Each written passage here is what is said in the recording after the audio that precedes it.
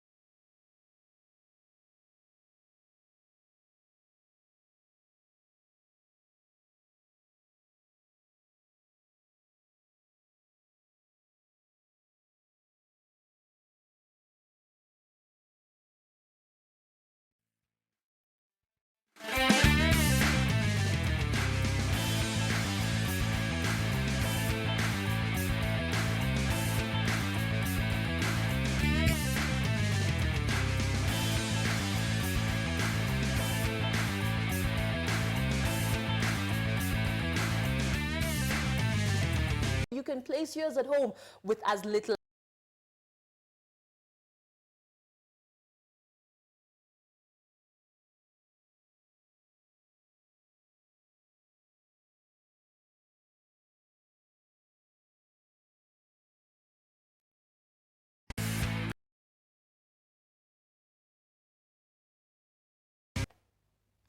Hello there.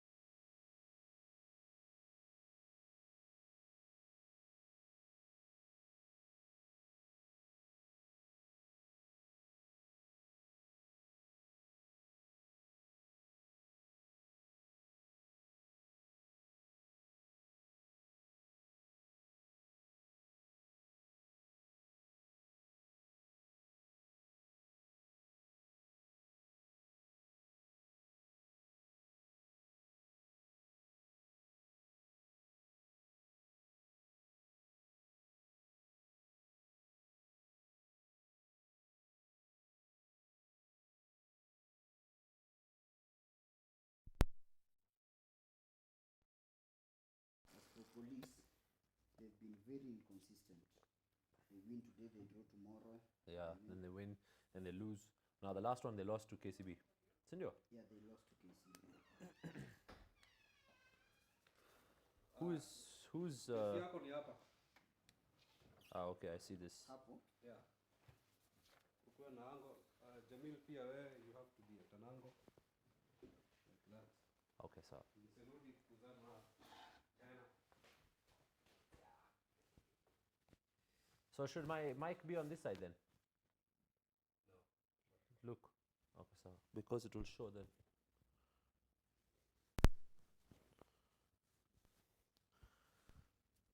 I've seen these other notes here. Talanta coach John Kamau, current Kenya under 20. So the first now when we get into the teams, I think the first thing you should major on is the first thing like we should talk about is how have the teams been performing so far. That's when we'll break down So Talanta. Talanta Then we'll plus- break down Kenya Police. Okay. Then you start asking about key players. Who do you think will be key players on both sides? On both sides. We talk a little Which bit you're about familiar them. with, yeah? Yeah, I've put them down for you. Yeah, I've seen them. For Talanta, Yeah. there is James Orundu. He is an attacking midfielder. He's played for several clubs in the Kenya Premier League, so he has a lot of experience. Now, we look at... Then now after talking about the key players, Yeah. we talk a bit about the or do we do coaches first then key players? Let's do coaches first, then key players.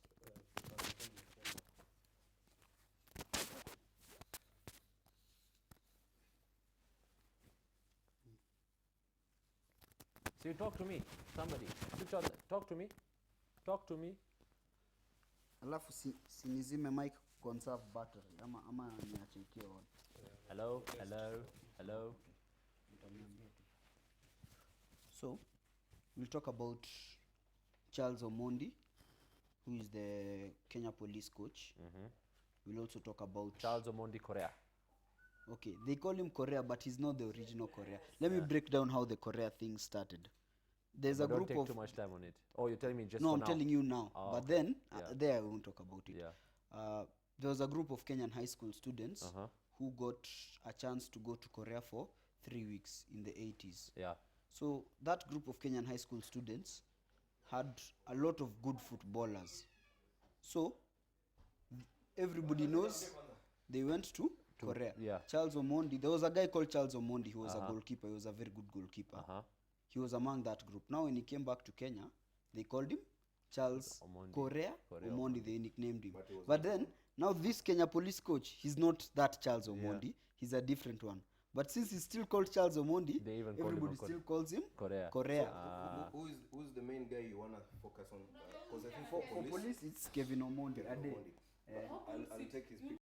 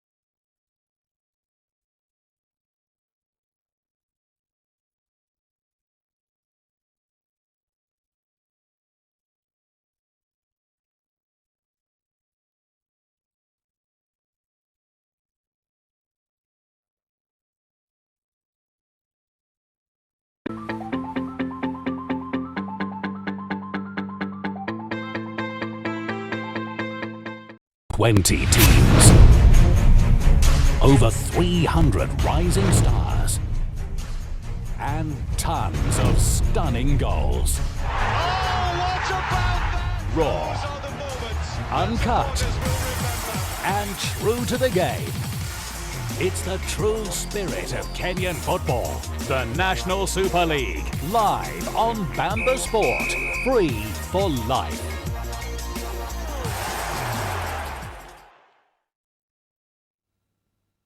A very good afternoon to you and welcome to the home of true fans, Bamba Sport. Yes, indeed, it is game day live for the National Super League. We've got 2 live games exclusively here at the home of true fans, Bamba Sport. We're going to have the Stars take on each other, Nairobi Stars and Kibera Black Stars taking on each other at 4:15 p.m. But right now, we've got another big match that is going to be lined up at 2 p.m. It is FC Talanta taking on Kenya Police. My name is Jamal Alibai and joining me on studio is Steve Juguna. Thank you so much for joining us. Very welcome. I mean, this is going to be a huge match because we've seen FC Talanta just climb a hill from poor form to great form. What is the secret all of a sudden?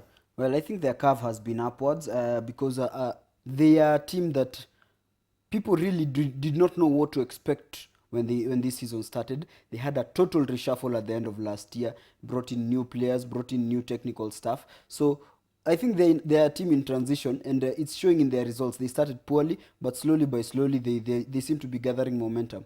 I mean, they started their campaign with 2 back-to-back losses, and then all of a sudden a turning point for a 0-0 draw with Agrochemical, and now back-to-back wins for them. So FC Talanta has just come with a big bang into the NSL.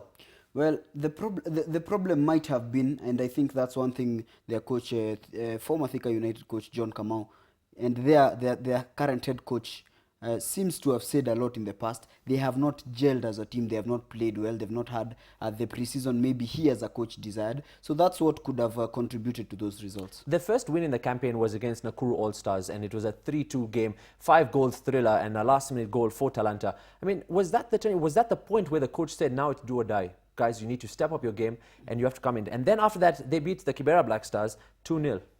I think generally what has happened with this team, Talanta FC, they've begun knowing each other a little bit more. Some of the new players have started, forging partnerships with some of the other players who they found there. And it's very good because now they're playing the way their coach wants them to play. Of course, they're not yet at the top level he might want, but he is envisioning a team that will be fully gelled in 3 or 4 months. I mean, for you, Steve, what do you think the coach did, or which key players did he speak to change the game in terms of how they come into the game now, playing now Police FC that have actually had a lot of experience with experienced players on the pitch?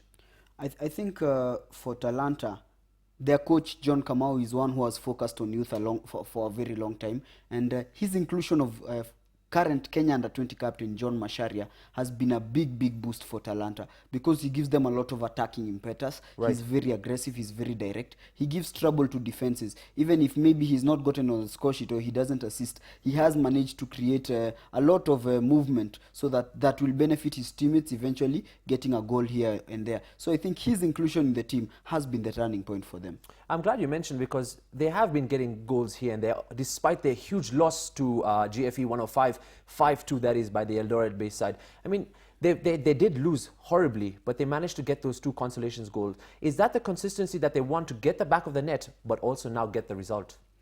Well, every coach who plays in the National Super League, and not only the National Super League, just any league in general, does not want to be known for being that coach who scores a lot of goals, but also concedes a lot of goals. So I think John Kamau right now is measuring up his charges, and he's telling them, we need to score goals, but we also need to be a little bit tidy at the back. They kept a clean sheet in their last game against Black Stars, so I think that's one of the positives he might have picked from that game. Let's concentrate now on Kenya Police as they sit on 11th position with 5 points, and they've just suffered their first loss of their campaign after, let's say, inconsistent form. What do you think about Kenya Police? Well, it's too early into the season to make a general conclusion on Kenya Police, but the one thing we've noticed is that they have an era of they have a strain of resilience we see with them. They are they don't die very easily. We saw them in their first 2 games, those 1-1 draws coming from behind, and the game against Kibera Black Stars, which was live on Bamba Sport, we saw Kevin Omondi, also known as Ade, number 24 there, getting 2 goals. So this is a team that doesn't know when to quit, and their game against KCB, they conceded a few sloppy goals here, some errors of concentration. They'll be wanting to kick back in this game against Talanta, and they'll be fancying their chances because Talanta is not that ahead of them. Talanta is just 2 points ahead of them. Right. So they'll be thinking this win might give us a bit more impetus for the new season because they really want to start a run of form that could see them go for promotion. Steve, Charles Omondi Correa, his key talisman for the match will be Kevin Omondi. You mentioned that he will be very important for this game, maybe getting the goals for the side, or maybe distracting the players to be fully marked and then let the other players come through. Is that the kind of tactics Korea will come through? Well, the one thing you could notice with Kevin Omondi and the way he plays football, he's a very intelligent attacking player. You know, the attacking players who can score goals, the attacking players who can provide assists. For him, he knows how to read the game. Sometimes you can see Kevin Omondi up front. He's been assigned a wing position, but he drifts towards the center and manages to find space somewhere. So those are the players that, those are the types of things he does that are likely to worry Talanta defenders. And I'm sure John Kamau must have spoken to his charges about this, because Kevin Omondi is one of those guys, he might even drop to the midfield, because when he sees he's not getting the ball, he might drop to the midfield and try to orchestrate play and see if they can break out and help his team get the ball up front. So he is a player whose dynamism gives Kenya Police FC an edge. Well, speaking about Kenya Police FC, let's take a look at what the coach had to say. This is Charles Omondi Korea. Hii mechi mimi naweza sema itakuwa ni mechi ngumu, kwa sababu mimi kama mkufunzi, mimi nimezoea kuwa na mayouth, na ukiona Talanta ni the youth players. Youth players waga ni rahisi kuwatengeneza na kufanya vile mtu anataka, na ule coach ambao yuko pale ni mzoefu kwa youth, na mimi pia nimejaribu kuleta youth players kwa timu ya polisi. So mechi itakuwa ni ngumu, lakini natumai kuweza kupata point 3 kwa siku ya leo. Well, he'll definitely be looking for the 3 points there, Charles Omondi Korea. As like you mentioned, only 2 points separating the two. How do you think he'll approach this game in terms of the style of play? I think the one thing police would want to do, they would want to strike Talanta early. They'd want to get an early goal against Talanta, because that now unsettles Talanta and makes them change their game plan. Talanta would not want to be in a situation where they're chasing the game, because once police seizes the initiative, I believe they'll be able to dictate the pace of the game, see if they can even try and hurt Talanta FC on the counter, as we saw early in the season when Talanta lost to Wazito getting that goal in the 15th minute, and that just set the precedent for the rest of the game. Steve, you mentioned about Talanta as they would be attacked in the start by Kenya Police. They will look for that early goal, but Talanta are on the verge of getting 3 wins back-to-back. Can we have a look at what John Kamau, the coach for Talanta FC, has to say about this? One thing, I think the current police is a different team altogether, because I think last year I saw them play. They were like just playing direct balls, but I think with the kind of players that they have recruited, I'm expecting again a team that will build from the back. But all in all, I think we've prepared in both ways. If they come direct, I think we've worked on that. If they start building, my players know what to do. For you, this man has a lot of trust in his youth players, and he's going to come into this game very confident, looking for that 3rd win back-to-back. Looking at the lineup for FC Talanta, how do you think they'll come into this match as well? Well, I think he's put youthful players, but not only youthful players who have also a little bit of experience. They've played in other leagues before. Look at Vincent Wasambo, who is nicknamed Crucial. Crucial, right. A very talented midfielder who played. He has experience in the NSL with Kariobangi Sharks last season. That's a very good sign for them. Look at John Masharia, who we've already talked about. He is, in fact, the under-20 captain for Kenya. And if you also throw your eye to the bench, you'll see James Orundu, one of the attacking midfielders who've been playing in the top leagues in KPL, in NSL for the last 3 or 4 years, played at Sony Sugar, played at AFC. So I think John Kamau has that blend of youth and experience that he needs to see whether he can take this team up to the promotion places. John Kamau and his side sit on 9th position with 7 points, and Kenya Police 2 points behind them at 11th position with 5 points. What do you make of this match today at 2 p.m. Camp Toyoyo? FC Talanta, Kenya Police. Well, I can't really call it, but I think Talanta, if Talanta avoid conceding in the first half, they will have a chance of winning this game. But if police score fast, I believe police will be able to dictate the pace of the game, and it will be very difficult for Talanta to come back into the game.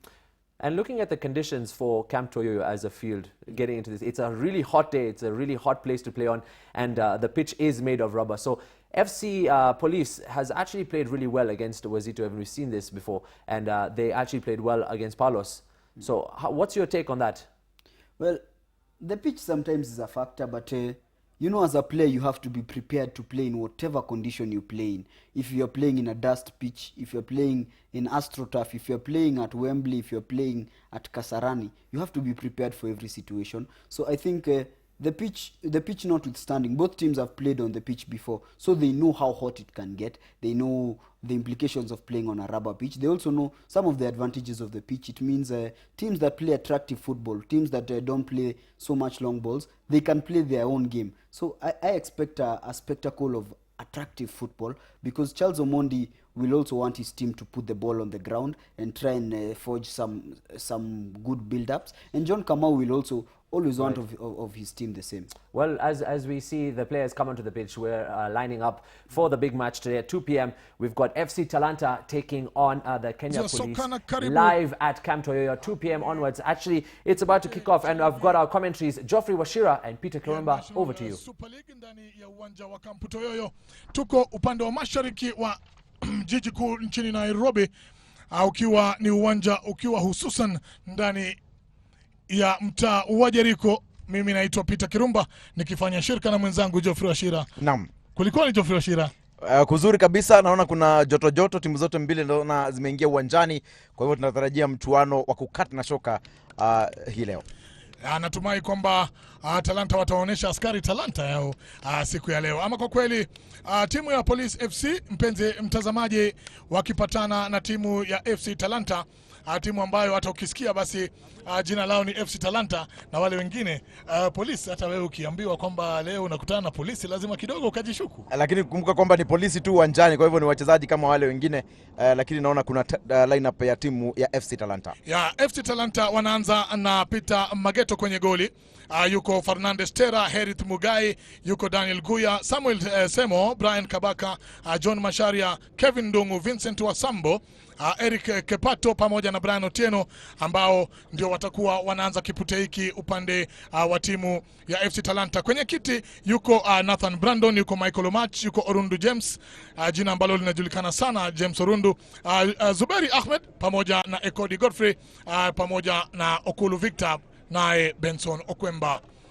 Hiyo ni lineup nzima ya timu ya FC Talanta ambayo itakuwa na menyana na Police ndani ya uwanja wa Camp Toyoyo, ambapo upande wa jeshi la askari polisi anaanza Paul Obumbi, kavalia jezi nambari 1. Yuko jezi nambari 26 Steve Baraka, Joseph Olule, Okiki Arogo, Michael Hamachi, yuko Calvin Kwasa, yuko Douglas Wamelwa, yuko Ese Wasike, Jesse Mate, Kevin Omondi pamoja naye Steven Anguli. Kwenye kiti anaanza Caleb Otieno, Horace Okoth, Benjamin Megason, Clinton Kinanga, Philip Ocheng, Calvin Ouma na Martin Collins. Hicho ni kikosi cha polisi ambacho kinaanza, na kuna wachezaji kama wawili watatu hivi ambao siwaoni ndani ya kikosi cha polisi. Refa mkufunzi wa timu ya polisi ametangulia kuniambia kwamba wana majahara, lakini kama unavyoona pale refa wakati kati bila shaka ukijiandaa pale kuanza mchuano wenyewe. Kwa hivyo polisi wanazikosa huduma za wachezaji watatu ambao wamepata majeraha katika mazoezi na vile vile katika mechi ambazo wameweza kucheza hapo awali. Naam. Na wawili ni mabeki, kwa hivyo tutakuwa tunaangalia kwa makini sana basi hao mabeki ambao watacheza badala ya wao basi itakuwa namna gani. Center referee anaitwa Amin Agik, ambaye ni kocha wa academy moja kule, pamoja na ufanyikazi wa biashara mjini Nairobi, pamoja na Eunice Njeri ambaye pia anafanya biashara ndani ya Nairobi. Lakini yuko Ronald Amukasa ambaye ni referee wa pili, ambaye yeye ni mwalimu wa somo la hisabati kutoka shule ya msingi ya Luciola kule upande wa Kakamega. Wao basi ndio watakuwa wanatupeleka Kenya kwenye mechi hii, ambao basi Talanta na polisi wanakutana mtazamaji ndani ya uwanja wa Camp Toyoyo. Kama ninavyokukumbusha, hali ya anga iko safi kabisa ndani ya mji wa Nairobi. Hali ya kijoto inapiga, lakini kidogo kibarizi pia kinaingia kwa wakati wake. Kwa kawaida hapa katika uwanja wa Camp Toyoyo jua likichomoza huwa ni kali sana, na uwanja kumbuka ni nyasi ya kubuni, kwa hivyo huwa ni changamoto kwa wachezaji, lakini kumbuka wako uwandani uwanja unakimbia, kwa hivyo hawaathiriki sana, lakini nadhani kwa wakati wote ule mechi itaweza kung'oa nanga. Naam, ukiangalia upande wa timu zote mbili ngoma inaanza taratibu, lakini na nadhani kwamba hawataathirika sana kwa kukosa mabeki. Tukiangalia mambo yalivyo, wanajaribu Steve Baraza kutanua uwanja, mabeki wale wa timu ya polisi wanaanza vizuri, lakini naona ni kana kwamba wanapata ikabu ikiwa ni sekunde kama 20 tu zinakatika. Wanaipata ikabu na mapema sana Geoffrey Ashira. Ni kana kwamba wenyewe wameona, labda wameangalia hapo awali wakaona kwamba ni njia nzuri ya kutafuta magoli ya mapema. Na kumbuka timu hii ya polisi ilipoteza mechi yao ya mwisho, ilipoteza na KCB ambao ndio mwanzo wa mechi zao zimeanza baada ya kutocheza ligi ilipoanza. Kwa hivyo hivi leo wanasaka alama 3 muhimu katika mechi hii yao dhidi ya Talanta. Kwa hivyo wao ndio wana ile tunaita pressure, kwa sababu Talanta wanaandikisha ushindi katika mechi ya mwisho. Kwa hivyo hii leo polisi wana kibarua cha ziada kuweza kuandikisha alama 3. Kwa hivyo hii ni mojawapo ya mechi ambazo zinaangaliwa sana hapa nchini Kenya. Kwa hivyo inakuwa ni hatari mlangoni. Alikwenda juu kijana Kevin Omondi, alijaribu kujaza kichwa, lakini unajua ukijaza mipira mirefu ndani ya defense ya timu ya Talanta itakuwa ni kazi ngumu sana, kwa manake ukiangalia wachezaji wa Talanta ni warefu sana walio mabeki. Na kumbuka Kevin Omondi ni mchezaji ambaye ana uzoefu wa kucheza soka hapa nchini. Kumbuka aliwahi chezea klabu ya Gor Mahia. Kwa hivyo lazima wawe waangalifu sana wale mabeki wa FC Talanta pale mbele, la sivyo huenda neti ama mpira ukacheka na neti ikiwa watampatia nafasi Kevin Omondi kule mbele. Kevin Omondi ni mchezaji ambaye tajriba yake inajulikana. Inakuwa ikabu tena, wanaanza katikati ya uga polisi wakiwa na Douglas Wamalwa, wanamtafuta Kevin mchezaji Hamadi Michael. Inaonekana kwamba wanaanza kujenga mpira tokea nyuma hawa polisi, ili kwamba kuwaweza kuwatia pingu hawa FC Talanta. Mpira kwa katikati ya uga unachezwa katikati sana, ama nyuma kule kwa polisi wanacheza kwa kujiamini sana katika upande wao wa defense. Kabisa, lakini nadhani mechi imeanza kwa utulivu, haina makali vile. Nadhani bao likifungwa ndio tutaweza kuona mechi ya kukata na shoka ikiwa kuna timu itatangulia kufunga. Naam, kwa sababu ukiwaangalia sasa wanapata mpira wa kurusha. Akija kurusha vizuri mchezaji Brian Kabaka, unatoka nje tena kwa ni mrusho.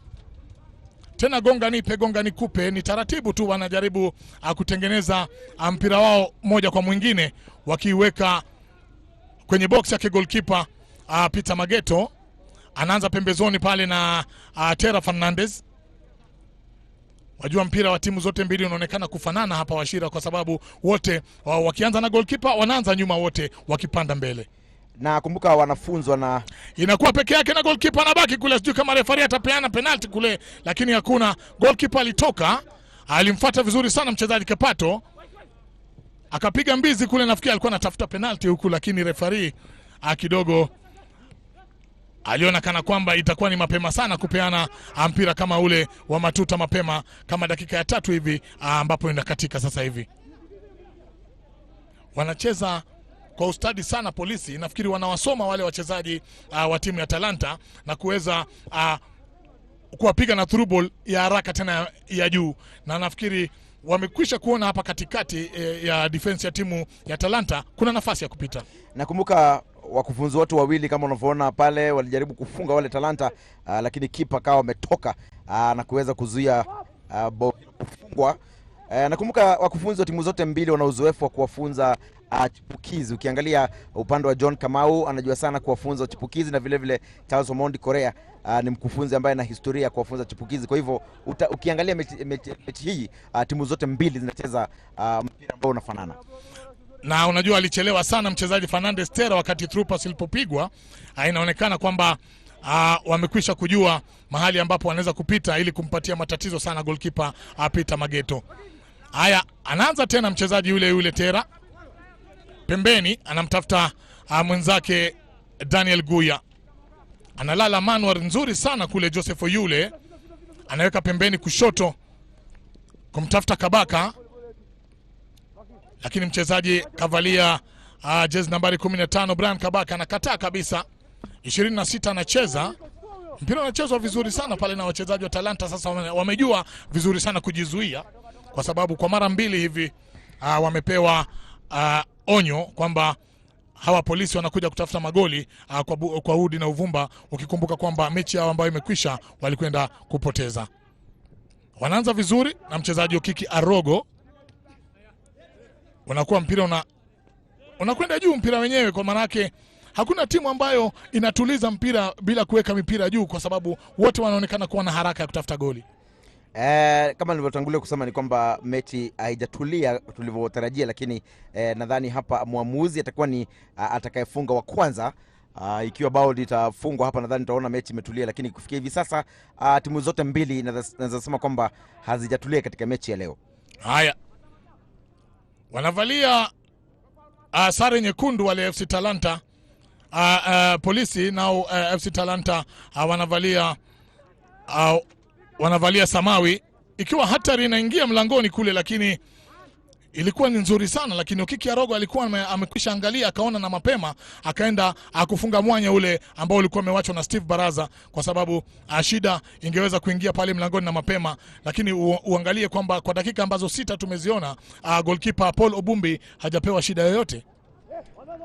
Nadhani ukiangalia vijana wa FC Talanta inaonekana wako tunasema kama 80% huku vijana wa polisi wakiwa 20% hivi. Naam. Na naona ikiwa tafuta nafasi ambazo wanazipata hivi sasa, huenda wakatangulia kufunga, lakini bado hawajatumia nafasi ambazo wamekuwa wakizipata. Kwa hivyo itabidi watumie nafasi hizo ili kujipa bao la kwanza. Haya basi, umemsikia Geoffrey Washira. Ikabu inapatikana mtazamaji. Refari anasema ni mpira wa kurusha, akija kurusha 14 mgongoni. Wanacheza sana. Anaitwa Okiki Arogo na ndio inaonekana anavalia armband. Huyo ndiye nahodha wa timu ya polisi, wakiwa chini ya ukufunzi wake Charles Omondi, wanamuita Charles Korea.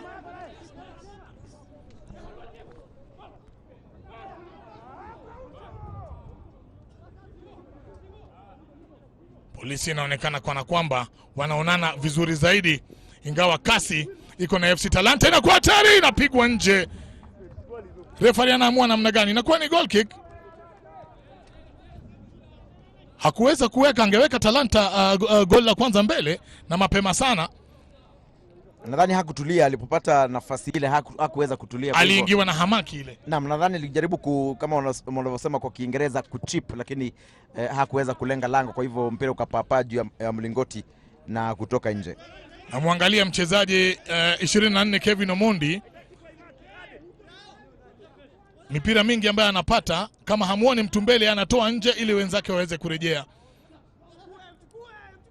Nafikiri Talanta wana hamaki ya kuweka goli hapa. Ni hatari sana sasa mlangoni kule, namna gani? Alilala yombo vizuri sana Herit Muigai, lakini nadhani kwamba polisi bado wanajipanga. Nafikiri zile pointi 3 walipoteza wiki iliyopita, basi bado wanazikumbuka, kwa sababu mara nyingi ni wao ambao wanapiga shughuli katika mlango wa timu ya Talanta. Na ukiangalia vijana wa polisi, mkufunzi amenielezea kabla mechi kuanza kwamba dakika za kwanza 10 hawakuwa wametulia katika mechi dhidi ya KCB. Na wakafunga mabao yote mawili na mechi kamalizika hivyo. Inakuwa ni hatari mlangoni. Wanauliza maswali, anapiga 13 mgongoni namna gani Douglas Wamalwa, lakini goalkeeper Paulo Bumbi anapata mpira rahisi sana kuchukua. Alilenga lango, lakini mpira wenyewe haukuwa na kasi, kwa hivyo ilikuwa rahisi sana kwake goalkeeper Peter Mageto kuweza kushika.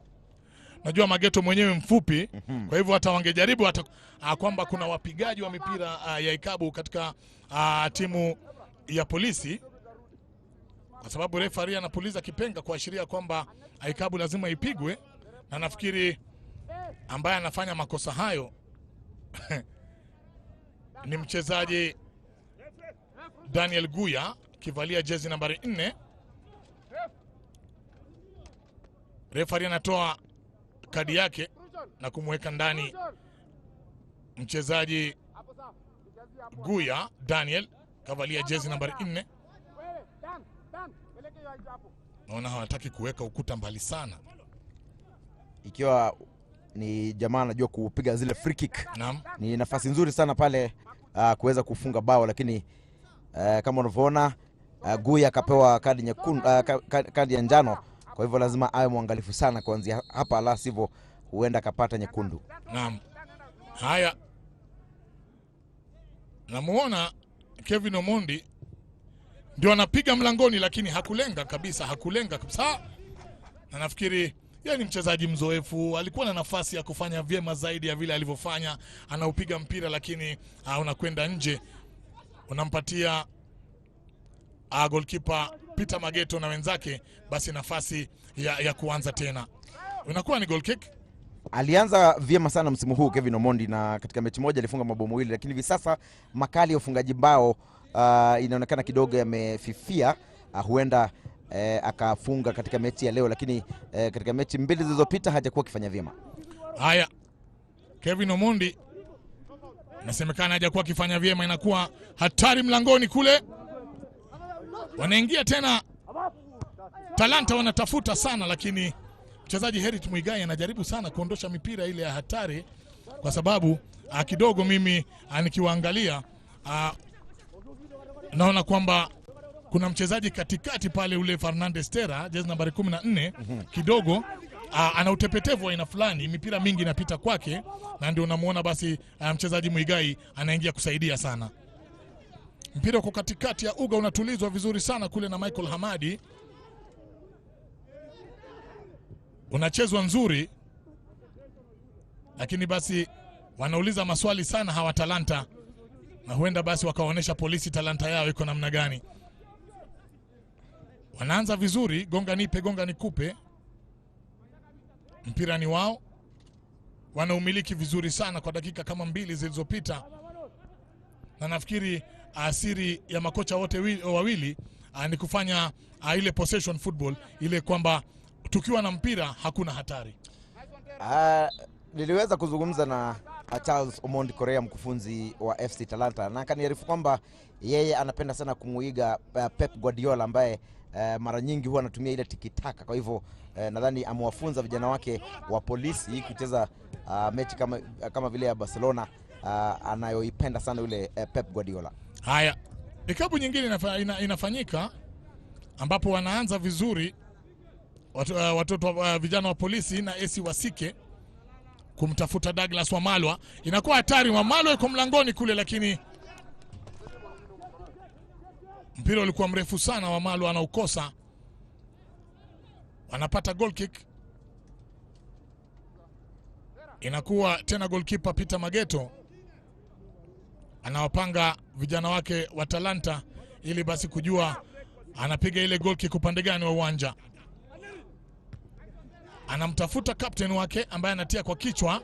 Hatari mlangoni, nafikiri kuna mchezaji ananawa mpira. Wajua isipokuwa ni kunawa, ilikuwa ni hatari kubwa sana, inaingia mlangoni kule kwa timu ya polisi. Nadhani wangefanya masihara pale, tungekuwa tunazungumza mengine. Polo Bumbi angekuwa anautoa mpira kwenye dira tofauti. Unapigwa goal kick ndefu, ni nzuri, lakini mpira hautulii sana kwa sababu hatari inatoka. Goalkeeper anatoka mwenyewe kucheza. Vile vile nilikwambia Fernandez Terra amepatikana tena kwa mara kama ya 4 sasa. Imebidi goalkeeper kutoka kuutoa mpira wenyewe. Nadhani kipa ambaye anajiamini sana, kutoka hivyo sio rahisi. Naona Talanta maswali ambayo wanauliza sasa hivi yanaweza kuzaa matunda wakati wowote kwa sababu ya utepetevu pale kwenye laini ya nyuma ya defense ya timu ya polisi. Lakini dakika kama 5 zilizopita mchezaji Peter Mageto ameshika mpira mara nyingi sana. Wanafanya mashambulizi kwa wingi pale hawa polisi, lakini hawajaweza kulenga lango. Taraji kwamba kabla ya kipindi cha kwanza kumalizika, angalau tuwe tumepata bao moja kutoka kwa timu yoyote ile. Haya, mpira unapigwa mrefu kabisa, unatoka nje, unakuwa ni mpira wa mrusho. Mageto namuona akingoja mpira wake, lakini wanaamua kuanza bila ya goalkeeper. Mpira uko juu kwa juu, na ndio sababu nafikiri bado hatujapata goli, kwa sababu timu zote mbili zinaogopa kucheza mpira wa chini kwa sababu wote inaonekana wakali kwa mpira wa chini. Haya, 13 Douglas Wamalwa kwa mapiga pasi nzuri sana, lakini alisomwa mapema. Haya, mpira unapigwa nje, 13 mgongoni, anatafutwa sana mchezaji huyu Douglas Wamalwa, lakini basi hajapewa nafasi hata ya kupenyeza. Hatari mlangoni, sijui kama wanainua mikono, wanaomba referee offside. Referee anapeana ikabu. Nadhani wao walikuwa wanajua kwamba alikuwa ameyotea, lakini refa akapeana ikabu. Haya, kwa mara nyingi tunamuona referee huwa hashawishiki sana na kilio cha wachezaji, lakini inaonekana kwa wakati huu aliweza kushawishika. Haya, ukimwona hata Kevin Omondi alivyoenda chini, alienda chini kwa urahisi sana. Lakini nadhani refa alikuwa yadi chache tu kutoka mahali alipo. Naam. Kwa hivyo nadhani alifanya uamuzi wa busara. Alifanya uamuzi wa kweli, sababu nafikiri aliona tu kulingana ana nafasi ambayo alikuwa nayo karibu na mpira. Wanapata kona.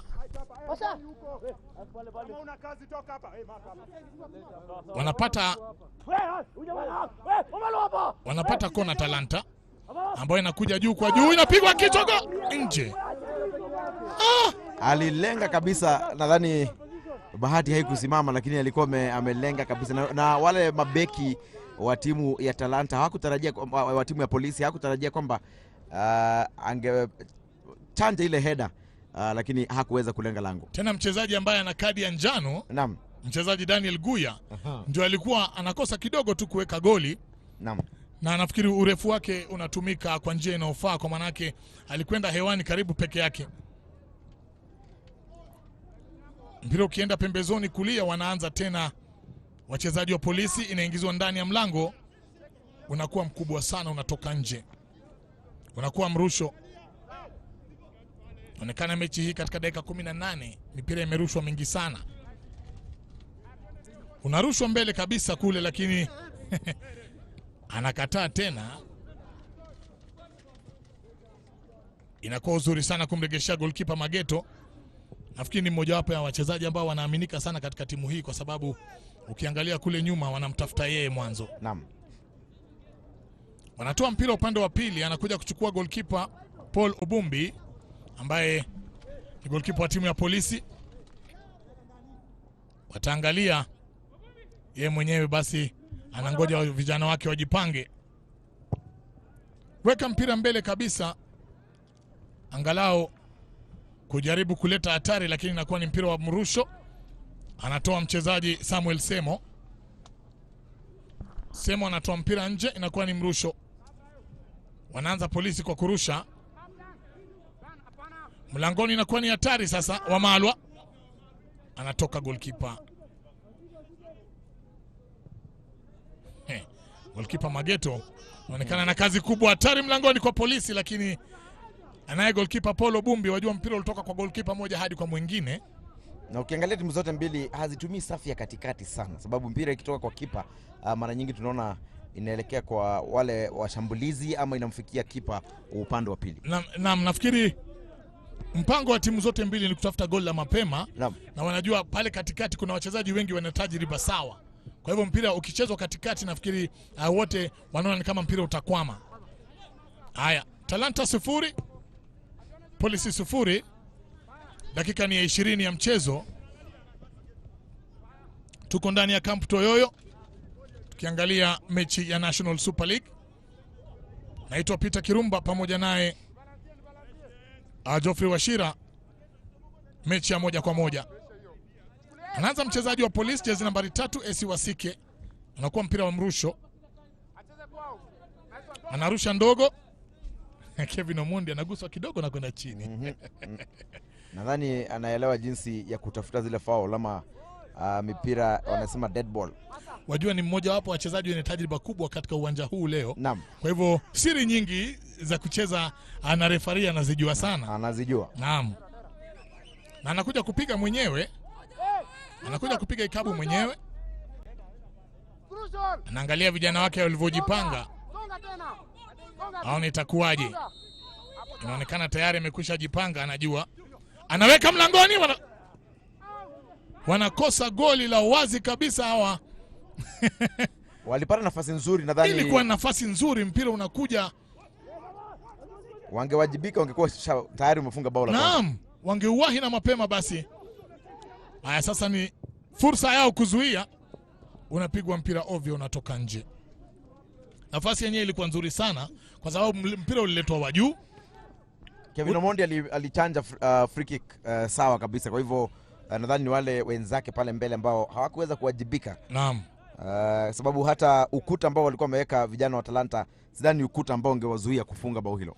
Kwa sababu mtu angeuwahi mpira na mapema. Naam. Ilikuwa ni kugusa tu jae kwenye nyavu sababu ulikuwa umepigwa na mtu ambaye anajua kuupiga. Haya, kama ulivyosema hapo awali, mpira ukiweko katikati ni kama unakwama hivi. Ndio sababu naona wakufunzi wote wawili wanajaribu sana kupiga kutoka kwa goli moja hadi lingine.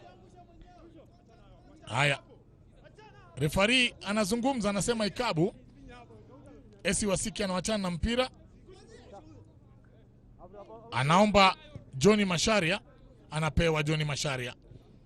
Akigeresha anajaribu kupiga through pass katikati. Hawa mabeki wawili wa katikati, yuko Okiki Arogo, Joseph Oyule. Hapo kuna kidogo matatizo, lakini huwezi kujua, labda wataimarika vile mechi inaendelea. Unapigwa mpira pole taratibu pembezoni, lakini haraka inaingia mpira ukiingia kwenye kisanduku kile. Lakini leo wanacheza vizuri sana mchezaji Okiki Arogo, valia 14. Katikati ya uwanja mpira unakwama sana kwa sababu watu wanataka kucheza sana, wanataka kugonga sana pale. Na nadhani kwa sababu ukiangalia mfumo wa timu zote mbili kama walivyotangulia kusema ni kwamba wanapenda sana ile tikitaka. Kwa hivyo mpira hausongi ukiwekwa katikati. Kwa hivyo inabidi wajaribu kuchanja mipira kule mbele ili usipite pale katikati, safu ya kati. Na ile timu ambayo itaweza kuwajibika katika safu ya katikati basi huenda ikawa kwanza kufunga katika mechi hii. Naam. Aekabu anapata nyingine. Polisi wanaanza. Nakwambia hata Dadi ametoroka kwake akaingia kwenye pembezoni kulia. Tuone kama ataweza. Gonga nipe, gonga nikupe, anatafuta goli sasa kwa udi na uvumba. Inawekwa nyingine ndefu sana mlangoni kule, lakini ilipigwa ndefu, inatoka nje. Wanapata goal kick. Wanapata goal kick. Na mwana kocha Kamau anarejea kwenda kuketi sasa. Nadhani mawaidha aliyowapatia wachezaji wake labda hawawezi kuyatekeleza hivi sasa, ndio unaona kiti kimekuwa moto. Anasimama kuweza kuona kama anaweza kubadilisha mfumo wa mechi. Lakini kama mwanzo ndio unafungulia runinga yako, kumbuka hii ni runinga ya Bamba Sport kuletea mechi ya ligi ya NSL ama National Super League, mchuano ikiwa ni kati ya FC Talanta na Polisi. Na kama ukitazama kwenye runinga vile vile unaweza pia zungumza nasi kwenye mitandao ya kijamii, Instagram, Facebook na vile vile Twitter. Utatupata @Bamba Sports. Haya, bado ukimwangalia kocha Kamau ni mmoja wapo makocha ambao wanapewa fursa kubwa sana ndani ya Jamhuri ya Kenya kwa kufunzi vijana. Mpira ukiwa kwenye pembezo kushoto, wanajaribu kuingiza katika maeneo ya hatari ili kutafuta goli la kwanza vijana wa Talanta, ili angalau waweze kujitia kifua mbele. Gonga nipe, gonga nikupe. Vijana inaonekana kana kwamba wanajuana sana. Utaona vijana wengi labda wanatoka mtaa fulani wanajuana. Huyu achezea Polisi, huyu yuko kwenye FC Talanta. Goalkeeper anatoka na kuupura mpira hadi nje. Na kama ulivyosema kuhusu John Kamau, kumbuka wakati mmoja akifunza timu ya Thika United, timu inayojulikana sana kwa kuweza kuwatafuta vijana kutoka shule za upili. Kwa hivyo ni mkufunzi ambaye kwa miaka mingi ameweza kufanya kazi na vijana chipukizi ambao wanaibukia katika soka. Naam, na sasa hivi ukiangalia hata timu yake utaona kwamba ni vijana wengi ni vijana wadogo, na ndiposa wanaweza kugonga vile wanavyogonga hapa kwa sababu ya ukufunzi wake kocha John Kamau. wanacheza na Mashari ya katikati, na namuona Mashari anamiliki sana nafasi yake kama kiungo mkabaji, kwa sababu tangu mechi ianze katika mduara hujamkosa mchezaji John Mashari wa Talanta. Kocha ananyanyuka tena na simuoni Charles Omondi, kwa hivyo inaonekana kwamba ametosheka na vile vijana wake wanavyofanya. Namuona kwa umbali pale nyuma ya John Kamau, nadhani pia yeye kiti kimekuwa moto, sababu pia nimeona amesimama kwa muda mrefu, lakini ni kawaida tu kwa mkufunzi, hasa mkufunzi mkuu, inakuwa ni vigumu sana kukaa chini ikiwa mambo haendi vile unavyopenda, na kama vijana wako hawajafunga basi inakuwa ni vigumu sana kutulia. Ndio kidogo hata mimi naogopa sana kuwa mkufunzi. Sijui kama ushaifunza timu yote ile. Mimi ukweli wa mambo ni kwamba mimi muoga. Hatari mlangoni kule, polisi wanatafuta goli, wanapata kona. Polisi wanatafuta goli, wanapata kona. Nafikiri sasa hivi waweze angalau kupiga mpira mzuri zaidi ule wa kwanza, tuone kama wataweza kupata goli. Namuona Wasike, namuona Wamalwa, wote wanakuja kutafuta magoli. Ukiletwa mpira mzuri sana mlangoni, wanapiga kichwa ambacho tena wanapata goal kick. Goalkeeper alikuwa chini, lakini mwenzake anakwenda kumchukua goalkeeper huyu Peter Mageto.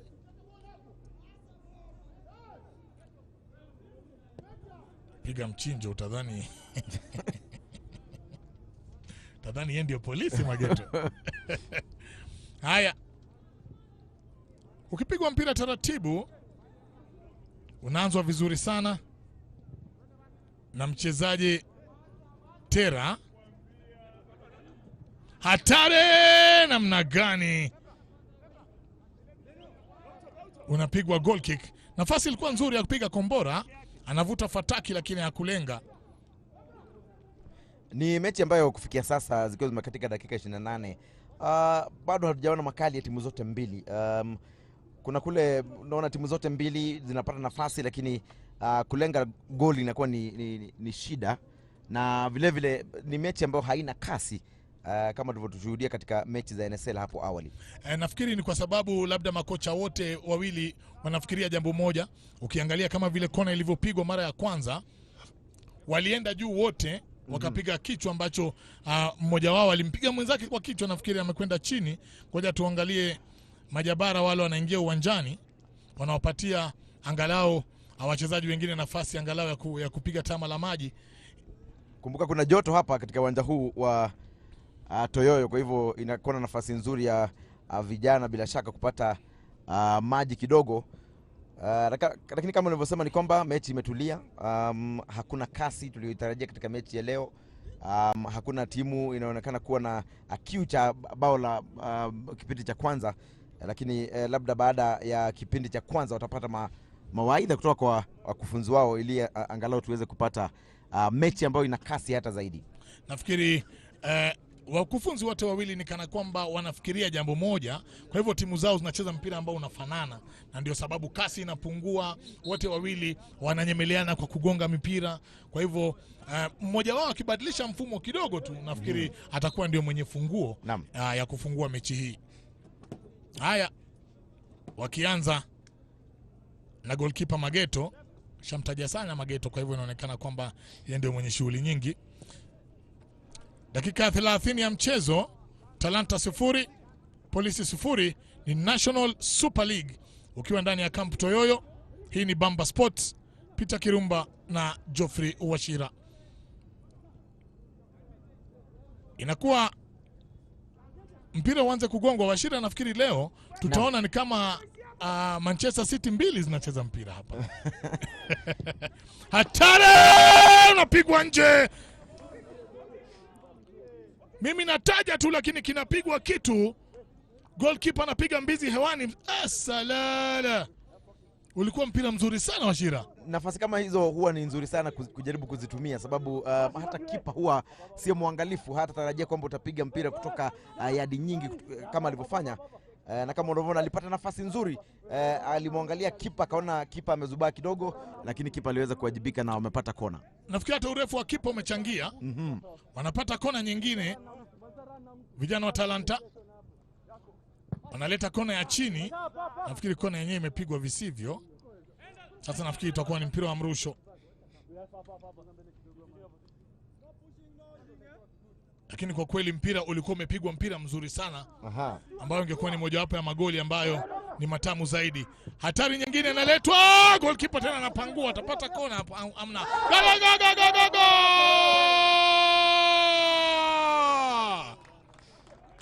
Wanapata goli wachezaji wa timu ya FC Talanta. Wanapata goli FC Talanta. Tafrashiro, umeliona aje goli hilo? Nadhani wamekuwa kifanya shambulizi baada ya jingine pale katika lango la polisi, na bao hili lilikuwa linanukia. Kumbuka kwamba ni dakika chache tu ama sekunde chache tu baada ya kuweza kutanja mpira mzuri wakakosa, lakini waliendelea kufanya mashambulizi na wamepata bao. Ilianzwa na kona, ikarejeshwa nyingine. Ukiingizwa ndani ya kisanduku, ulikuwa ni mpira mtamu sana, na unapigwa shuti, unajaa kwenye kona ambayo goalkeeper hakutarajia mpira ukuje chini. Kisha safu ya nyuma ya polisi nadhani hiko wajibika vilivyo, lakini kongole pia kwa mashambulizi wa FC Talanta kuweza kufanya mashambulizi kadha pale na kuweza sasa wamepata bao. Naam, nafikiri polisi wanaamka sasa, wanaingia mlangoni, lakini natumai watapata kona. Haya, Talanta goli 1, polisi 0. Talanta goli 1, polisi 0. Dakika ikiwa ni ya 32 ya mchezo. Wanapata kona polisi, nafikiri na wao pia wanajitambulisha kama maafande, sasa wanakwenda nao kulipiza kisasi. Na nadhani sasa tunaona mechi tofauti baada ya bao hilo kufungwa, sababu polisi sasa watajaribu kunoa makali yao kujaribu kupata bao. Unakuja mzuri mpira kule, lakini unatoka nje. Polisi wenyewe utawasikia hata sauti zinatoka mioyoni miao kule, unasikia kwamba ama kwa kweli walitamani sana mpira huo uingie ndani. Kipa aliweza kuwajibika, kwa hivyo kongole kwa Paul Bumbi aliweza kuwajibika pale, lakini sekunde chache baadaye bao likaweza ama mpira ukaweza kucheka na neti. Kwa hivyo hivi sasa itabidi polisi wanoe makali yao, la sivyo Talanta wanaonekana kuwa na kiu cha mabao kualiko. Na goalkeeper Paul Bumbi anafungiwa mahali aliposimama. Naam. Nakuwa ni mpira wa akili sana huo. Haya, Mashari anaanza pembeni. Wanapata ujasiri wa kuingia mlangoni sasa. Haya, tutaona kona nyingine? Hapana. Wanaanza sasa kufungua. Sasa uwanja unaanza kufunguka. Mchezaji Masharia inaonekana sasa hapandi tena. Unapigwa mrefu, unakatwa uzuri kwa kichwa. Sasa inataka akili sana kucheza mpira huu, sababu polisi sasa wamekwisha umia. Na lazima waje angalau kutafuta goli, kwa sababu na Talanta wanataka kuongeza goli la pili, hata ikiwa ni offside itakuwa ni sawa sawa tu. Kazi kwa referee. Unajua mkifunga bao, hatari ya kufungwa dakika chache baadaye huwa ni kubwa sana, kwa hivyo ni lazima timu iwe angalifu sana, hasa baada ya kufunga bao. Huwa ni wakati hatari sana kwa timu ambayo imetangulia kufunga. Naam. Wanapata kona nyingine, natumai vijana wa Talanta. Kufunzi John kama wanaona matunda yake yanaanza kumea mizizi hapa. Haya, gonga nipe, gonga nikupe, kazi yote kuingiza ndani ya kisanduku cha timu ya polisi. Pigwa mrefu, lakini unakwenda, tunasema ari jonjo, kwamba umekwenda popote. Mchezo katika dakika kama 5 zilizopita umekuwa mpira mtamu sana kutoka tuone goli. Unaona mpira unaanza kupigwa juu, gonga nyingi zimekwisha. Unaona watu wanaanza kutafuta magoli. Ni ligi ambapo ni mojawapo ya ligi inasemekana ni ligi ngumu sana kucheza hapa. Ni ligi ngumu sana, hata kuuliza wachezaji wenyewe. Niliweza kumuuliza Kevin Omondi tofauti kati ya NSL na KPL, na akaniambia kwamba hapa chini mechi inachezwa, mechi iko na kasi na baada ya dakika 90 utahisi kwamba ulikuwa uwanjani, sio kama ligi ya KPL. KPL kuna madaha kidogo, na pia kuonesha kwamba naona kama kuna mchezaji wa timu ya polisi.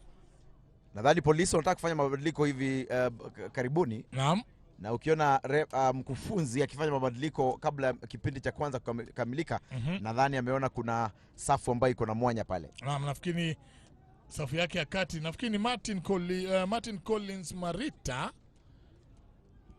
Nitakuwa kikuhakikishia mtazamaji wa Bamba Sport nani atakuwa anatoka, nani atakuwa anaingia ndani.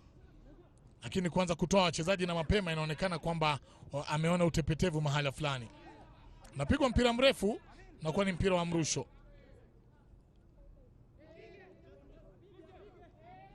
Wataanza tena taratibu vijana wa polisi. Ingekuwa ni dawa nzuri sana kama mchezaji huyo Esi Wasiki angeanza na goalkeeper wake, lakini basi tu aliamua maamuzi tofauti. Naam.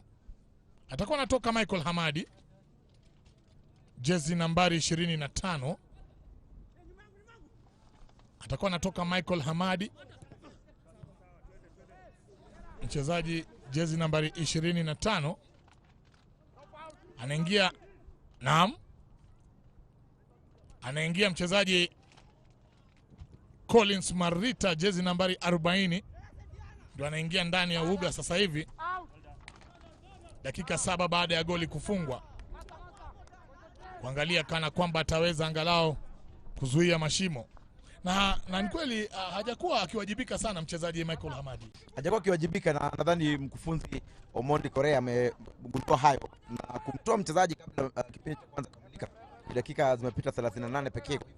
Nadhani pale ameona kuna mwanya mkubwa na itabidi afanye mabadiliko hayo na kujaribu kubadilisha mechi. Haya, Wasika anajaribu kupiga cross ndefu, goalkeeper anajituma, lakini anambabatiza mchezaji Okiki ya Rogo. Mpira unatoka nje na kwa goal kick. Ni mpira hatari sana kutoka bila kuwa na uhakika kama utaweza kuugusa mpira wenyewe, kwa sababu ukiwa kipa ukiondoka maeneo yako basi umeuacha mlango wazi. Nadhani Mageto ikiwa atapata nafasi kama hiyo, ni lazima umeulenga mpira na unajua kwamba utaushika, la sivyo utakuwa unahatarisha safu yako ama timu yako. Ni jambo la hatari sana ambalo amelifanya, lakini basi tu sio kila siku mambo huharibika kwa manake anapona. Wanaondosha mpira sasa kwa kupura. Sasa hivi wajua kupura ni ile kupiga mpira ovyo, kwa sababu wataki mpira ndani ya kisanduku chao. Wale vijana wa Talanta wengi wao wakihisi kwamba wakati wa half time karibu, wanataka angalau waende mapumzikoni wakiwa kifua mbele. Pembeni kulia mpira ni mzuri sana, unaingizwa ndani kule, lakini unakwenda na upepo hadi nje. Inakuwa tena ni goal kick. Haya, mchezaji Mageto amepiga goal kick nyingi lakini hajatoa ndani. Hiyo ndio bahati alionayo ambayo Paulo Bumbi kidogo kimemwaribikia. Inakuwa ni hatari tena kwenye mlango. Tutaangalia kama goli litapatikana lingine tena, lakini wanafanya kazi ya ziada. Ingawa mchezaji Mashari anapiga mpira ovyo sana. Sijui ufanyika vipi mchezaji kupiga mpira mbali sana na goli namna hiyo. Alishindwa kulenga. FC Talanta goli moja, usahau, na Polisi bado hawajapata goli. Dakika 31. Dakika 31 ndio goli lilifungwa, na dakika 37 kakuwa na mabadiliko upande wa timu ya Polisi. Talanta wanarusha na kugonga taratibu, mpira bado anang'ang'ana pembezoni. Anaona ni kama vijana wa Charles Omondi Korea wameamua kupiga mipira mbele ambayo wananyang'anywa kwa urahisi sana mipira. Ukiangalia kwanza pembeni kushoto, nafikiri kuna tatizo moja ama nyingine. Natumai wakati wa mapumziko basi ataweza kukaza zile nati ili kipindi cha pili akije angalau vizuri kuliko kipindi cha kwanza. Mpira mrefu, lakini kesha jenga kibanda katika ardhi ya wenyewe bila idhini. Inasemekana kana kwamba ni offside. Mojawapo wa timu ya polisi Naam. ya Talanta kumradhi. Vile vile wanaanza kuona kuna matatizo ya baadhi ya safu zao. Inaonekana kwamba bado wanasherekea.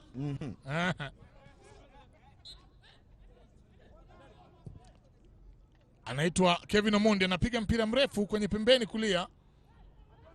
Tuone itakuwaje kama mpira utaweza kuingizwa ndani. Cross inakuja chini kwa chini, watapata kona bana. Inapigwa ndefu.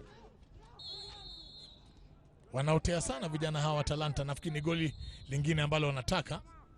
Lakini msaidizi wa refari Yunis Njeri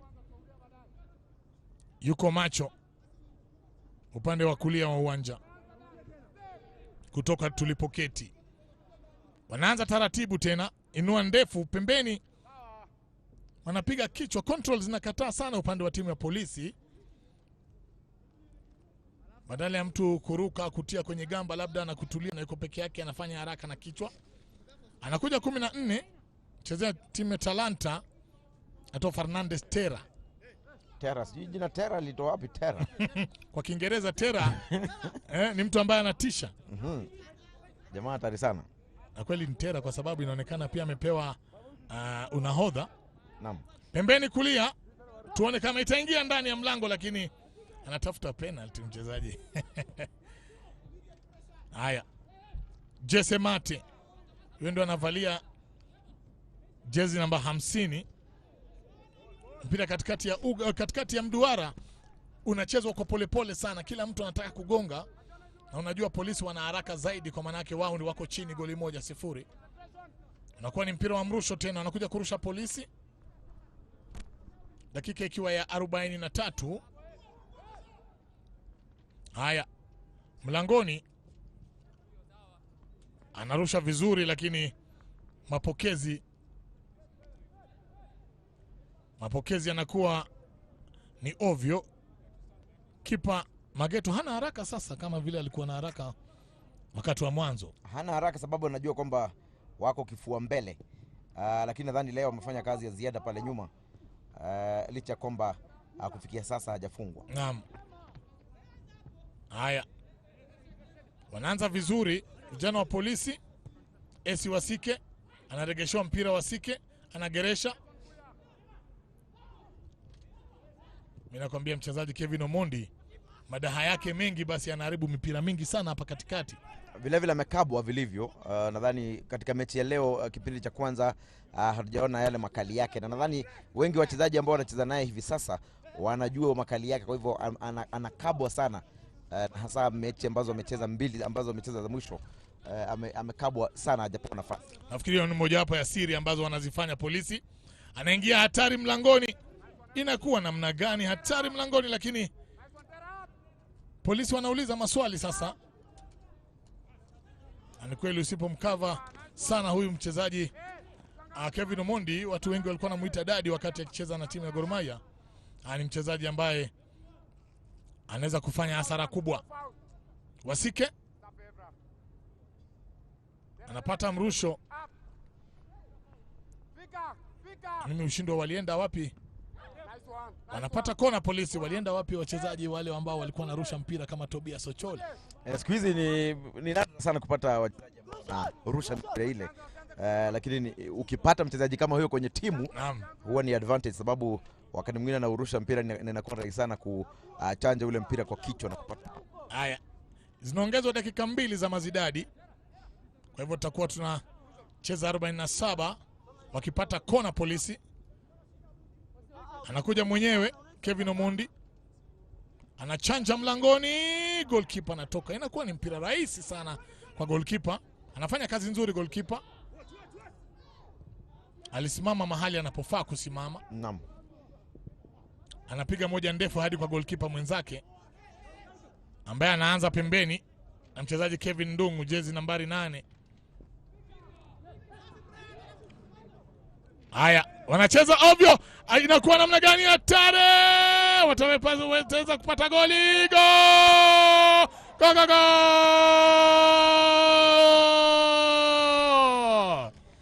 Na Nadhani sasa FC Talanta naam wananukia kupata alama 3. Itakuwa ni mechi yao ya pili mfululizo kushinda ikiwa matokeo yatakamilika hivi. Wakati wote inakuwa ni mchezo ambao unacheza na shilingi mahali hatari sana unaipoteza. Sababu goalkeeper bila ya kuweza kumiliki ule mpira vizuri, aliregeshewa, anajaribu kumtoka mchezaji. Na nadhani safu ya nyuma pale ilifanya masihara kama unavyoona pale. Hawakuweza kumpatia ukuta kipa.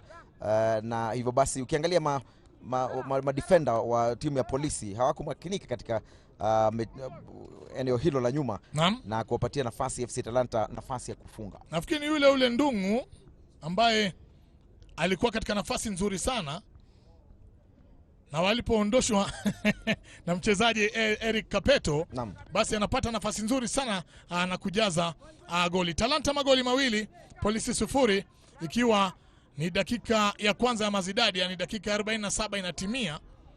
Wakati wa wote referee atakuwa anapuliza kipenga kuashiria kwamba ni wakati wa half time. Hadi wakati huo ni hatari mlangoni. Tena wanatafuta penalty. Referee anasemaje? Referee anasema hakuna tuta hapo. Polisi anajaribu sana tuta pale. Kuku na makosa ambayo niliyaona pale. Uzuri wa referee huyu ambaye nimeuona yuko kila mahali ambapo mpira unakwenda. Haya. Anapuliza kipenga referee, anaashiria kwamba ni wakati wa mapumziko, yani half time, ikiwa FC Talanta wanaendelea kuongoza kwa magoli mawili, Polisi hawajapata goli.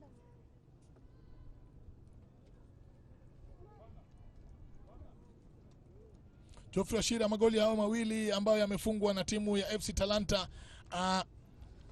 Naam, Talanta magoli mawili, Polisi 0. Inakuwa ni wakati wa mapumziko, yani half time.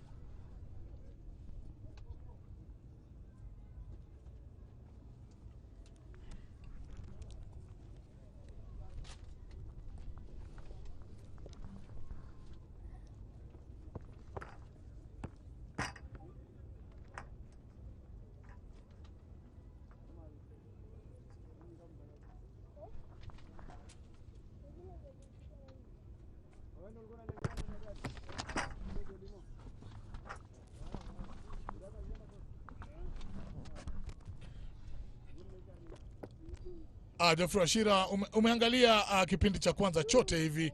Na magoli hayo ambayo yamepatikana na timu ya FC Talanta, unaweza kusema ni ujuzi wao uko juu kuliko timu ya Polisi ama ni utepetevu upande wa timu ya Polisi? Licha kwamba mechi ilianza sio kwa kasi, nadhani katika baada ya dakika 30 hivi timu ya FC Talanta ilianza kuonesha kiu cha kufunga mabao, na kama unavyoona waliweza kupata zile bao. Safu ya nyuma ya Polisi naweza sema kwamba ililegea. Tumeona kwamba mkufunzi Charles Omondi Korea akifanya mabadiliko hata kabla mechi kukamilika kipindi cha kwanza. Kwa hivyo nadhani FC Talanta katika kipindi hiki cha kwanza wamewajibika, wamepata nafasi, na kama unavyoona hivi sasa wanaongoza. Hivyo basi natarajia kwamba kipindi cha pili kitakuwa ni cha kukata na shoka, kwa sababu Polisi hivi sasa wana kibarua cha kuweza kufunga angalau.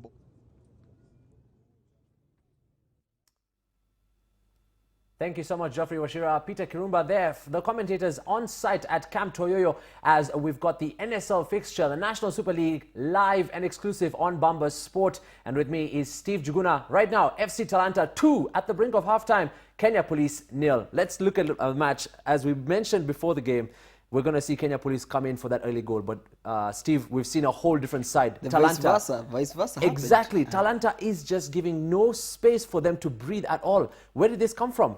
Well, I think the mentality that Kamau must have told his players when he was going into the game was press these guys, and that's what Talanta are doing. Most of them are very young, they have youthful legs, they can press very aggressively, and we can see them winning the ball back in Police's half. And when someone wins the ball back in your half, it means that you're susceptible to counter attacks, and that's a fashion in which we've seen the goals going in. Steve, we've seen the scoreline that's explaining the whole game already.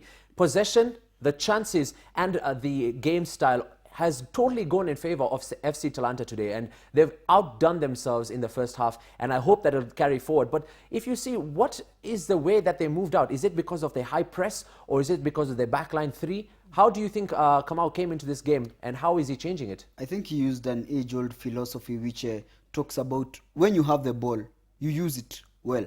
We've seen Police taking control of the ball, sometimes taking control of the midfield, stringing a few passes around, but when they get to the Talanta half of the game, they're not able to penetrate. When Talanta have the ball, they break, and they break in numbers, and they do it well. We've seen so many chances that come early as 3 minutes in the game, and we've seen that Kenya Police have just had a few scuff shots about them, and we've seen that FC Talanta are pushing on and on and on, at least 8 chances, and it should be about 4-0 up right now with maybe 4 or 3 concrete chances. But in the start of the game, you see the boys in blue already pushing high and pushing hard. Police just rely on 1 or 2 chances. What's your take on how Police have entered this game? I think also Talanta have managed to crowd out the Police forward line. We've seen Kevin Omondi, who was supposed to be the main man for Police. He's been very frustrated because he's been having to drop out of position. He's been having to drop out of those pockets of space in the front line that he likes to try and get the ball in the midfield, to try and push his team up forward. Therefore, that means that he's not at the place where he's most lethal, which is in the penalty box or just in and around the box there. So he's not being able to influence the game as much as he would have wanted to. And this is mainly due to how Talanta are using the ball, how they are breaking out. Very quickly, 1 or 2 passes, you already see the ball at the flanks. And the likes of Masharia are doing a good job up there. Well, you've mentioned how they've closed Kevin Omondi down, and he's finding it really difficult for himself right now. But we'll have to discuss this, how he'll come into the second half and how he's going to change the game. But let's look at Talanta as how the boys have come out stronger in the first half. There have been chances from the 3rd minute, and we'll take a look at some of the highlights from the game. And eventually, they got 2 goals in the first half. We've seen them push constantly. And we're going to find out what's the secret for the second half and how they're going to hold on to this lead. Well, I think they should just do more of what they've been doing in the first half. Because right now, Police FC, a 2-goal lead is not that much of a lead. So Talanta, if they sit back and attract pressure, it might be a big problem for them. Because if Police get 1, and they have the players, they have the personnel who can get back 1 goal. If they get back 1 goal, then the second goal is just a few minutes away. So they need to keep on continuing to do what they are doing right now. Try and see if they can even get a 3rd goal. That might effectively crash Police's hopes of a comeback. I mean, will we see a cliche kind of comeback in the second half where now Police will take over the possession, the style of play, the chances, and then Talanta will sit back like Police have done in the first half? Or are we going to look forward to Police actually looking for the breaks that they've been looking to in terms of being closed down but looking for that counter? Well, one thing you could have noticed already as the first half was ending was that Charles Correa Omondi has already been thinking of how he's going to change his squad. He's already done a substitution. He's brought out a former Sofapaka midfielder Kamadi. He's brought in Collins Marita, who has been starting most of the games. I think because he sensed that there was something missing. He was missing a more attacking instinct. He was missing somebody who would help him block out all the attacks that Talanta are doing. So I think him as a coach, he has to sit down, he has to talk to his squad, he has to see the condition of his squad, he has to address them and find a way to motivate them to go into this second half, because the 2-goal lead is not that big of a lead. You just get 1 goal and the second is just following. We've seen so many chances that come through from the 3rd minute to the 7th minute. Up till 20 minutes, it was just all FC Talanta. Maybe in the 9th minute, FC Police had a scuff shot from outside of the D, but had no harm towards the keeper. And the keeper has been resilient in the back. He's been pushing the players. He's been coming out for diving those corner balls, pushing himself out. I mean, is this the mentality that Talanta have come out full on energy just to push Police to run them down? I think the problem also that we've seen that make it easier for Talanta to push Police the way they have been doing is that Police is attempting to play some sort of a high line because of the possession they have. So it's very difficult. You find the keeper being caught out because the counter-attacks, so many counter-attacks are being launched by Talanta because Police are trying to possess the ball in and around the center circle and create something. Talanta get the ball back and they break at great speed. Yes. And also, if you look at the manner in which the first goal was scored, the Police defense switched off. They assumed too much because a very great shot there from outside the box. But still, where did that come from? That shot, was it just improvised or was it just a perfect bounce and bang onto the goal and then a good save from the keeper as well? Is it just you improvised to just catch the keeper off guard? Because when they kicked off, maybe 20 seconds into the game, Talanta actually aimed for the goal from the half line. So is that the mentality, just go for goal, take your chances no matter what? You know, such is the attacking mentality of this squad, because they are able to have that instinct. That in itself is nothing about being a footballer or anything. It's just an instinct. You know, as somebody who wants to score, you have to want to score to see things like that. You want to have to score. Like the first goal they scored, that rebound from the corner. Right. He was there. Brian Otieno was there, and he thought, I can score this, because he wanted to score. You have to have that instinct. You have to have that drive to see a chance where many people probably wouldn't have. Steve, thank you so much for bringing up the goal. They came knocking and knocking and knocking, and there the goal comes in from the successive corner that the shot was taken. One corner down, it wasn't that well. Then another corner came, a short pass, and trying to catch the keeper out of the D, off his line, and he made a good save, but it bounced in the feet of Brian Otieno, and he actually passed the ball into the net. We'll take a look at the first goal there, as we saw at Camp Toyoyo, and what a goal there for them again, coming into the brink of halftime. They get a second goal. Where is all this magic coming from? Well, I think also sometimes as the game approaches halftime, most coaches tell you it's the most dangerous time for any team, because you might have thought, you know, we are going into this halftime break 0-0. In this case, probably Police thought we are going into this halftime just 1-0 down. It's just a one goal. So they're already thinking towards halftime. Right. They're thinking of the changing room. They're thinking of probably some ice on the leg. They're thinking of drinking some cold water. The Toyoyo heat is actually very hot. And they switch off. They lack concentration. And they do what we describe as schoolboy mistakes. These are things you shouldn't be doing, because even if you see the manner in which the second goal was, it was quite comical, because even if there wasn't a goal, the assist that was provided could have actually yielded a penalty earlier on when the player was fouled. Right. So I think it's all a matter of how Police decide to correct their mistakes. If they dwell on them, then they might not be able to get back into this game. Steve, for you, do you think this is an attitude, this is a mindset for Kenya Police to come into the first half like this, looking fatigued, looking lost all over the place? How do you think now they'll have to change themselves, or how do you think they will have to set their minds for the second half? I disagree maybe on fatigue. What I do think they might have been was a little bit overconfident. They may have studied at FC Talanta and noticed that Talanta does leak in quite a huge number of goals, and might have thought that maybe the attacking talent they have on show, they may be able to easily permeate the Talanta defense. But it has turned out that that's not the case, because it's going to be a tricky way back for them. But 2-0, as I said earlier, with 2-0 everything is possible. When it gets to 3-0, that's when it's a little bit beyond hope. They need something spectacular. But as for now, they just need to concentrate, keep the ball, create chances, get one goal. Once they get the first one, the second one will be there. Speaking about the chances that you've brought up, how do you think the teams will come into the second half? Will they be going for the spectacular, or will they be playing just simple football? Do you think it will be a slow start to the second half, and then towards the end of it will be heated up for both teams fighting for that crucial goal, like you mentioned? Because towards the end of halftime, towards the end of the 90th minute mark, both teams will be looking for that extra mile, and they'll bring on the fresh legs at that time to see if they can actually make the difference. Do you think they'll use these tools that they have on their bench? I think Police will want to come out of the tunnel very fast. I think they'll want to score an early goal.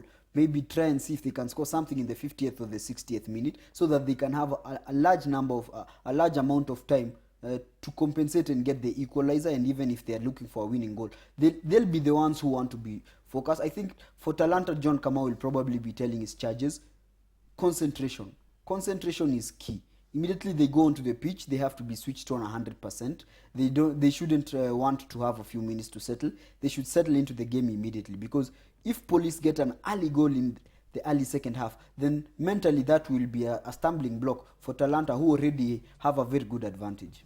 As the players walk onto the pitch, we ask you to watch Bamba Sport live and exclusive from Camp Toyoyo as we get into the second half of FC Talanta taking on Kenya Police. It's 2-0 in favor of FC Talanta.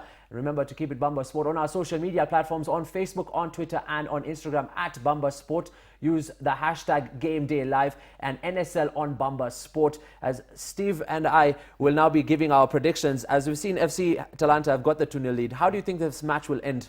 I think it'll end as a 3-1 win. I think Police will get one back, but it won't be enough. 3-1 for you to FC Talanta. Yeah. And would you think Kevin Omondi will be on that score sheet for that consolation goal?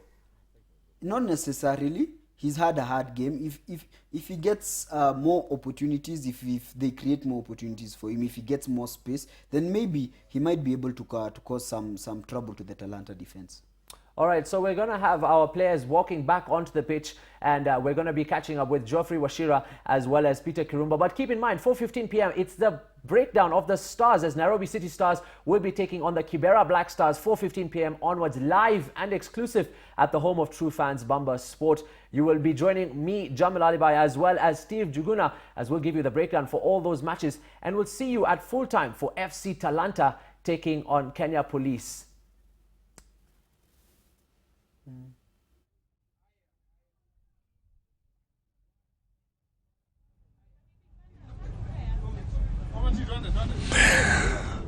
Haya basi, tunarejea na kipindi cha pili, ikiwa ni FC Talanta wakicheza na Polisi ndani ya National Super League. Hii ni Bamba Sports, mimi naitwa Peter Kirumba nikifanya shirika na mwenzangu Geoffrey Wachira. Kipindi cha pili kinaanza ambapo Talanta wanaongoza magoli 2-0. Tutaraji mchuano mkali hii leo ama kwenye kipindi hiki cha pili, sababu nilivyotangulia kusema ni kwamba timu hii ya Polisi inafahamika kwamba lazima ifunge mabao mawili ili angalau watoke na alama moja, ama labda watafuta na bao la 3 kuweza kuandikisha ushindi. Talanta nao watakuwa na tafuta bao la 3 ili kujihakikishia alama 3 muhimu. Haya, unakuwa ni mpira ambapo kasi inaongezeka na dakika za mwanzo kabisa za kipindi cha pili, ikiwa Polisi wanaanza kuuliza maswali, inakuwa ni hatari mlangoni, lakini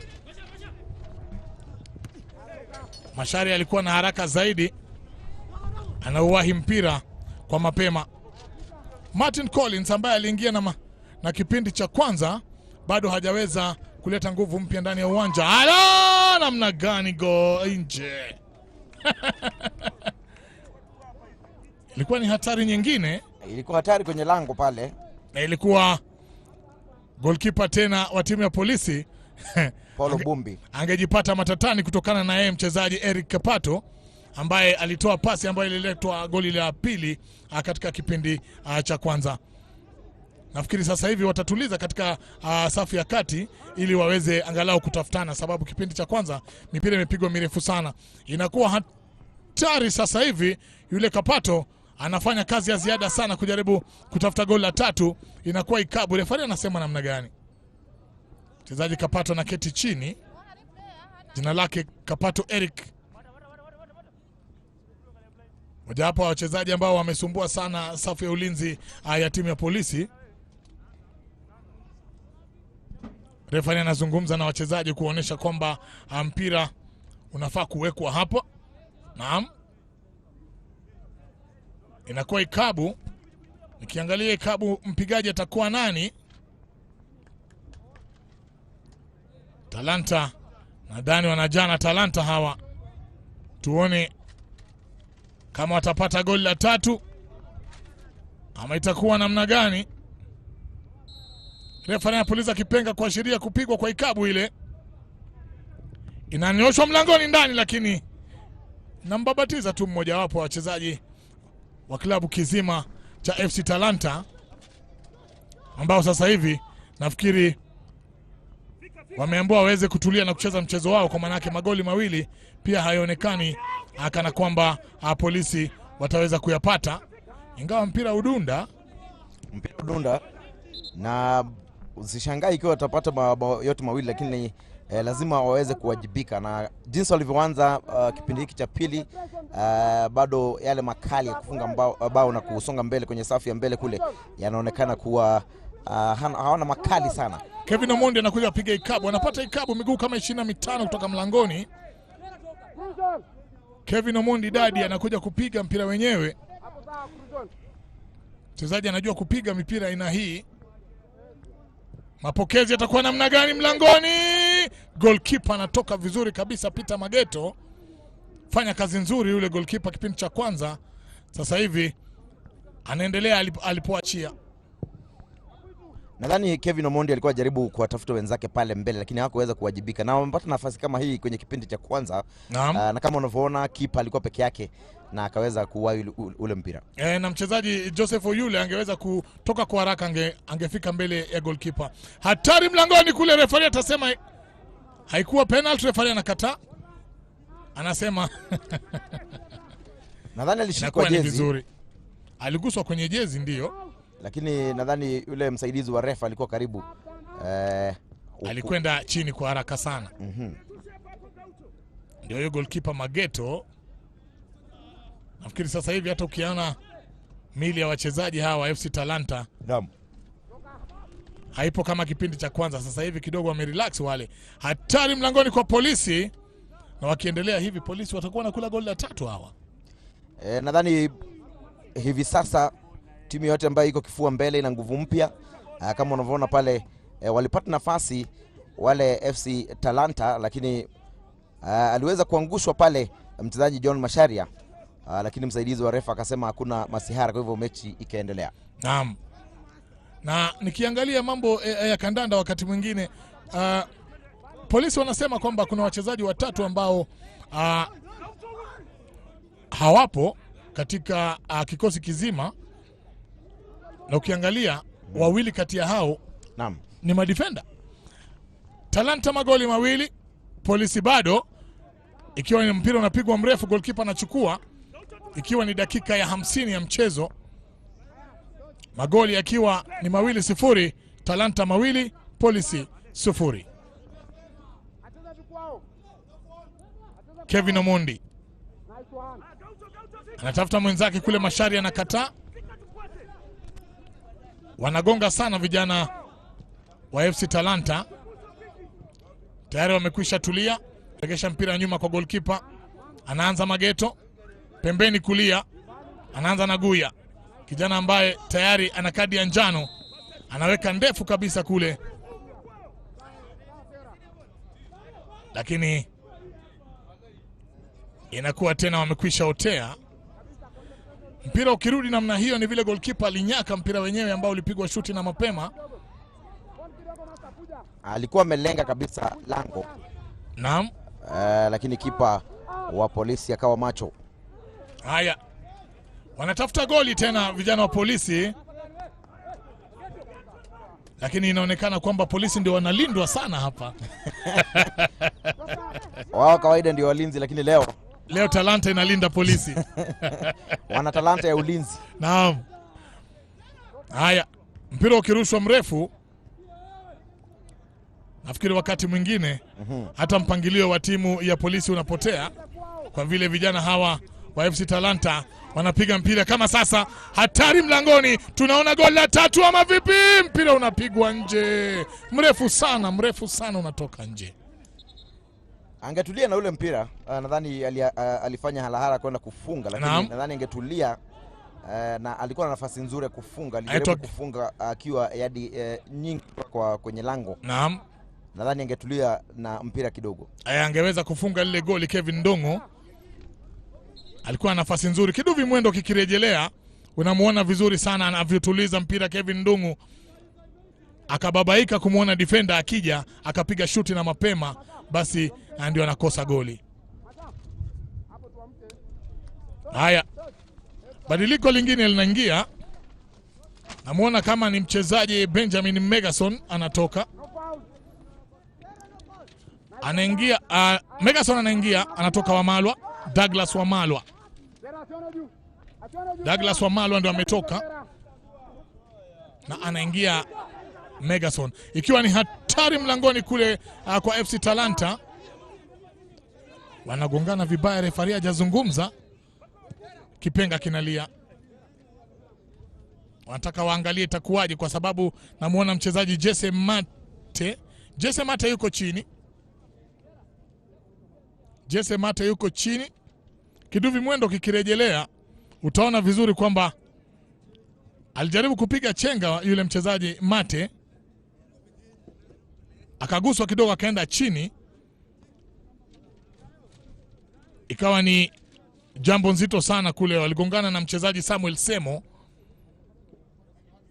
naona, lakini majabara wamekwisha fika pale. Kevin Omondi azungumza na referee, anazungumza kiduvi mwendo kikirejelea hapa. Utaona vizuri kwamba vile goli la kwanza lilivyoingia, goalkeeper alifungiwa alikosimama, lakini lilikuwa ni goli ambalo limetafutwa kwa ustadi mkubwa, pamoja vile vile na goli la pili. Lakini lo goli la pili, kazi kubwa ilifanywa na mchezaji Eric Kapato, ambaye alipogawa basi walikuwa hawana budi ila kuweka ndani ya nyavu. Kevin Omondi Dadi, referee anasema fair play. Fair play pale. Referee anasema haya, unakuwa ni mpira mzito kwa sababu sasa hivi polisi wana magoli ya kutafuta mawili na dakika zinazidi kuyoyoma, kwa manake tunaangalia dakika kama 50 na ukiona zimekwisha kufika 50 na kufika 60 na 70. So kazi ngumu. Haya, hatari kiingizwa mlangoni, lakini Guya alikuwa keshaona. Ikiwa ni katikati ya uga, mpira unapigwa na polisi.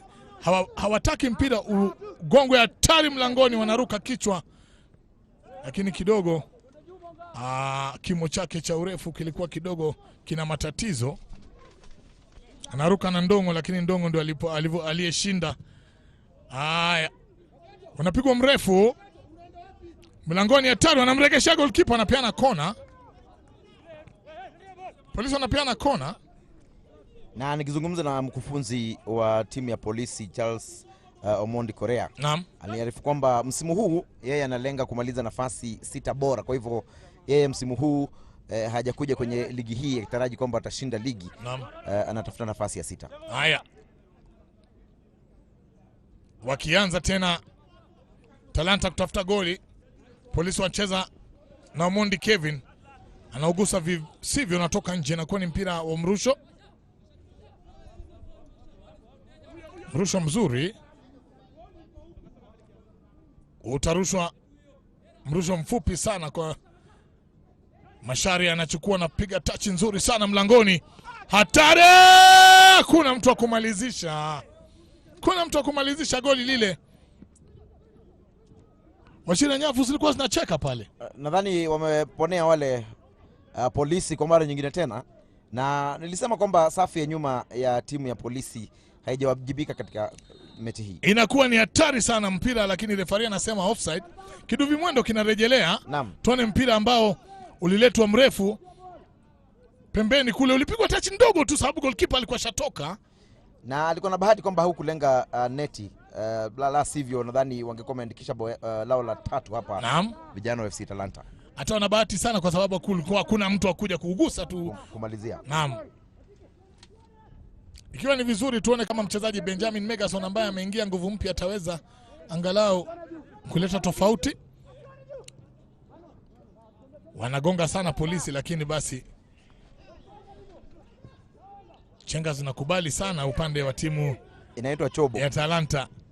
Inakuja ndefu, goalkeeper anaacha utoke, Arijonjo unatoka, inakuaje? Nadhani pia timu ya FC Talanta wanapata nafasi nzuri kutoka safu ya kati, lakini yale makali ya kumalizia yanapungua na ukifika pale mbele. Naam. Nadhani vyema watumie nafasi ambazo wanazipata hivi sasa, sababu wamepata nafasi nyingi, lakini wakifika pale mbele hawajibiki tunavyotarajia. Haya, unakuwa ni mpira wa mrusho. Wanaanza Masharia, tuangalie kama ataweza angalau kumuona mwenzake. Naam, Masharia na Ndongo leo kuonana vizuri. Vijana wa Talanta hawa wanaregesha kwa goalkeeper. Wanaanza naye Mageto ambaye hadi sasa nyavu zake hazijatingika. Wakipiga mrefu sana unatoka nje, goalkeeper na uacha anaunyaka. Na anaanza mbele kabisa kuonekana kwamba ataweza kumpata mwenzake, lakini goalkeeper mwenzake yule Polo Bumbi kawajibika. Unapigwa katikati, referee anapuliza kipenga. Na unajua mipira ya juu huwa ni migumu sana, kwa sababu mkienda nyote wawili mwogopa msigongane vichwa kule juu. Na wachezaji upata majeraha mabaya sana ikiwa tagongana akiwa hewani. Na wao huwa wanaanguka na inakuwa ni vigumu sana ikiwa mtalimana vichwa. Unapata watu wawili wanaumia sana. Inakuwa ni ikabu. Wanaangalia kama wataingiza mlangoni. Inaletwa kede kule, nani yuko kwa kichwa, kuna mtu, mpira unakwenda kabisa hadi nje. Haya.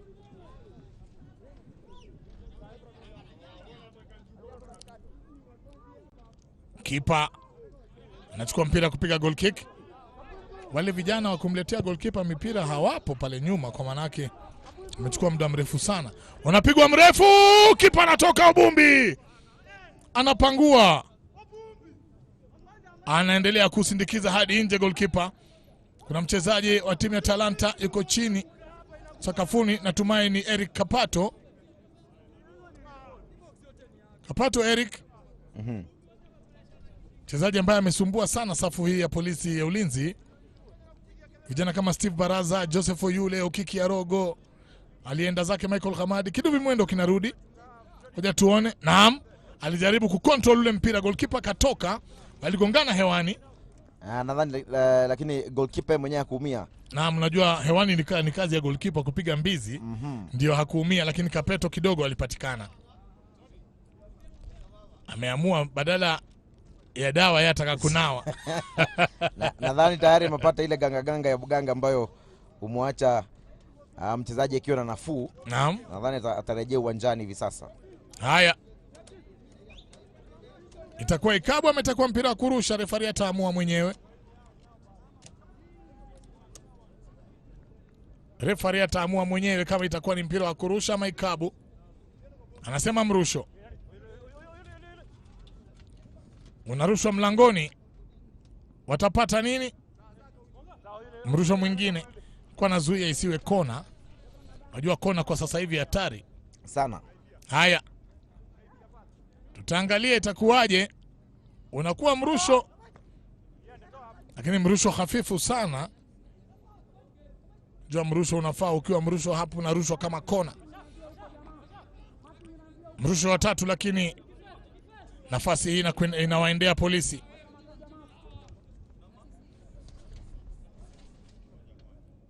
Haya. Unaweza pia kutupata ndani ya mitandao ya kijamii, ndani ya Facebook, ndani ya Instagram, ndani ya Twitter @BambaSport. Kuletea mechi ya moja kwa moja ya National Super League. Ni Talanta wakimenyana na polisi ndani ya uwanja wa Kampu Toyoyo, mashariki mwa jiji kuu la Kenya, Nairobi.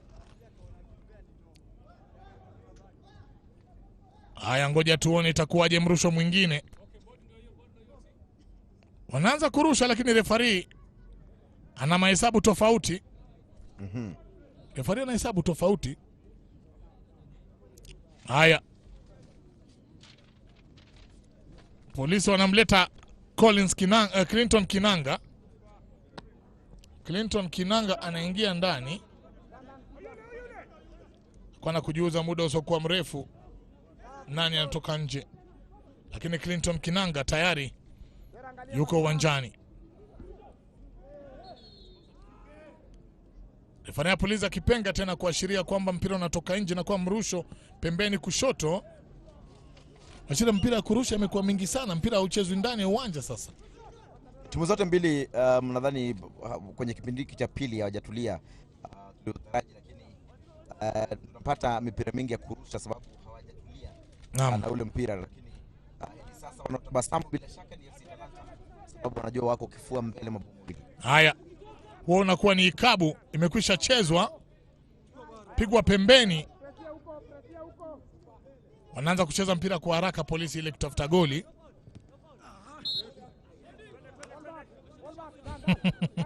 John Mashari alikuwa anataka kufanya ujanja. Polisi wanatafuta goli kwa udi na uvumba, wanaingia mlangoni, goalkeeper anapangua namna gani, goalkeeper anapiga mbizi, anauwahi. Kwa vizuri. Goalkeeper yule Peter Mageto.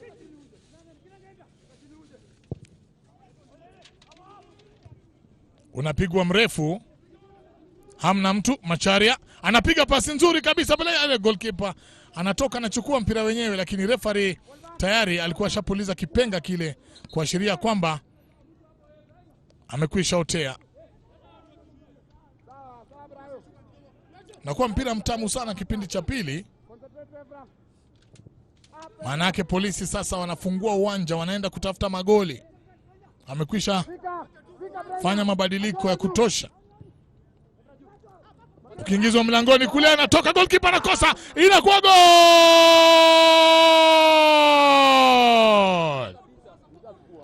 Wanajaribu kumlilia referee.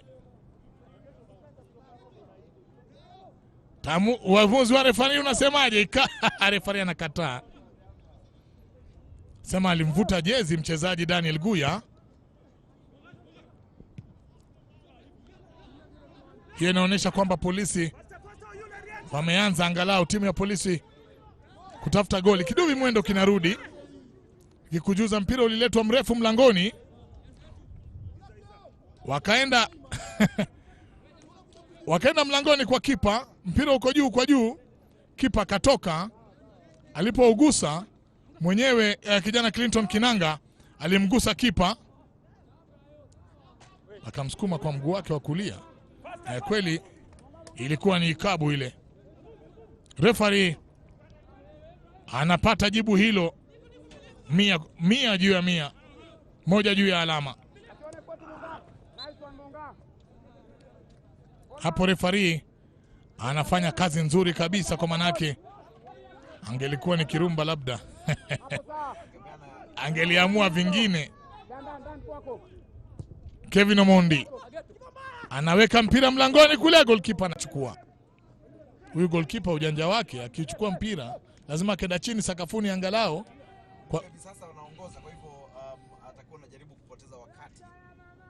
Ni kawaida ya kipa kupoteza wakati ikiwa timu iko kifua mbele, lakini naona kuna mchezaji ambaye kaumia.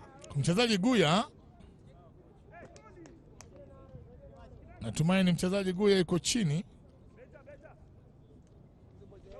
Jua Guya naye Brian Otieno wanafanana sana wachezaji hawa wawili. Ako chini, wale majabara wamekwisha fika uwanjani. Kidubi mwendo kinarejea. Ukiangalia vile walivyofungwa goli la kwanza, lilipigwa kwa ustadi mkubwa. Ni vigumu sana kwa mchezaji kujiamini kiasi kwamba kumfunga kipa aliposimama. Alafu goli la pili basi goalkeeper angelisimama vizuri, alingeweza kujaa ndani, kwa manake kipa alichelewa kidogo tu. Mchezaji Ndungu akaweza kujaza ndani ya nyavu. Ikawa hadi sasa magoli ni hayo mawili. Naam. Mchezo unarejelewa. Baada ya mchezaji kurejea uwanjani baada ya kufanyiwa ganga zile na wale majabara. Mpira unaletwa mrefu ndani ya mlango wa timu nzima ya Talanta. Mageto ni kipa wa kujiamini sana huyu Mageto. Mpira mrefu unapigwa. Referee anataja ikabu tena, puliza kipenga. Tukiangalia itakuwa namna gani, itapigwa ndefu ama wataanza polepole. Namuona Mashari ya kando ya mpira anapiga mrefu mlangoni. Hakuna mtu, unakwenda mrefu, unakwenda nje kabisa kule, hamna mtu wa kufuata. Unakuwa ni mrusho mwingine, na ukiwa ni mrusho basi wanaanza polepole hadi kwa goalkeeper Paulo Bumbi. Ikipigwa pembeni kushoto, unakuwa ni mrusho tena kuelekeza mlango wa timu ya polisi. Wakija kuurusha mpira kwa taratibu sana wale vijana wa Talanta, wajua ni wakati wa kuharibu wakati wa kuharibu saa. Sababu yao ya kuwa kifua mbele, basi raha ilioje kama mko kifua mbele, unaweza kuharibu wakati vile mnavyotaka. Kiduvi mwendo kikirejea, unaona vizuri kabisa vile alivyovyogwa Daluga pale. Anasema kiatu kimeuzwa. Naam. Sema anauziwa kiatu. Mpira unaingia mlangoni, goalkeeper Ubumbi anafanya kazi kubwa sana. Anakwenda hewani na pangua mpira unatoka nje. Goalkeeper Ubumbi basi mimi namuona kama vile alivyofanyishwa kazi siku ya leo. Ukiangalia kiduvi mwendo hicho, uliletwa mpira mzuri sana. Aliwajibika kabisa kipa Ubumbi kwa sababu Naam, mchezaji Vincent Wasambo alikuwa pale. Hatari namna gani, anafanya kazi nzuri tena goalkeeper. Ukiona hivyo anawakosa sana wale mabeki wawili. itabidi wajibike pale nyuma. Nadhani kuwakosa hao mabeki kumefanya safu ya nyuma. Naam. Timu ya Polisi kutokuwa na makali. Ya wachezaji wao ambao ni mabeki ni James Nzega pamoja na Elvis Wanyoike ambao hawako ndani ya uwanja kwa sababu ya majeraha. Basi goalkeeper Paul Ubumbi anapata shida kweli. Haya, unapigwa mpira mrefu, unapigwa mpira mrefu, anatulia Washira, anaitwa Mashare samahani. Chenga ya kwanza anapeana pembeni. Talanta magoli mawili, Polisi 0. Dakika ni ya 70. Inakuwa hatari mlangoni, wapi? Unakwenda tena ovyo kabisa, mpira unatoka nje.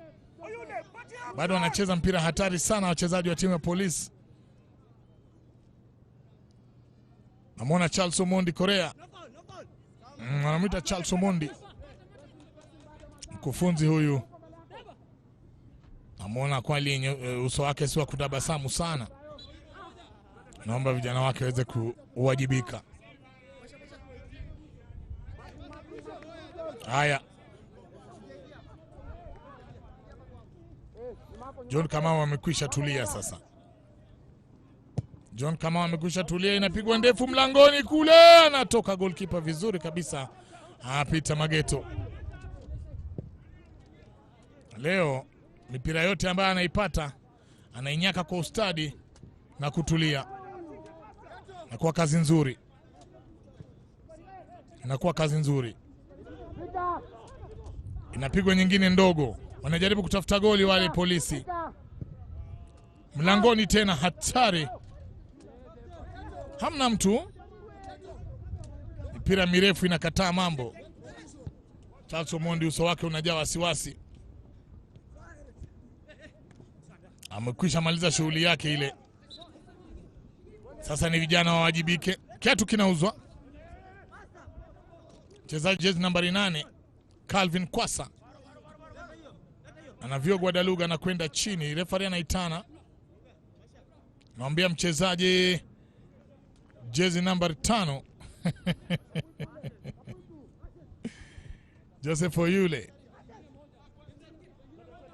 naomba tafadhali cheza mpira kwa kujikubali mwenyewe. Mpira unatoka nje. Kevin Omondi anamuita Dadi ama anamuita Ade, majina ya utani tu ya mitani kule, la sababu jina lake kubwa ndani ya uwanja wa soka, tegemeo kubwa sana katika timu ya Polisi, lakini basi tu.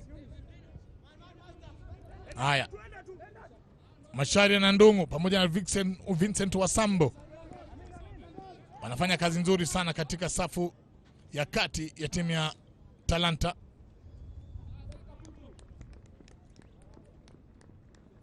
Inakuwa mpira wa mrusho tena. Wanakuja kurusha timu ya Polisi. Anatoka Kapeto. Mchezaji Eric Kapeto, mchezaji amecheza sana, anaingia James Orundu. Naam.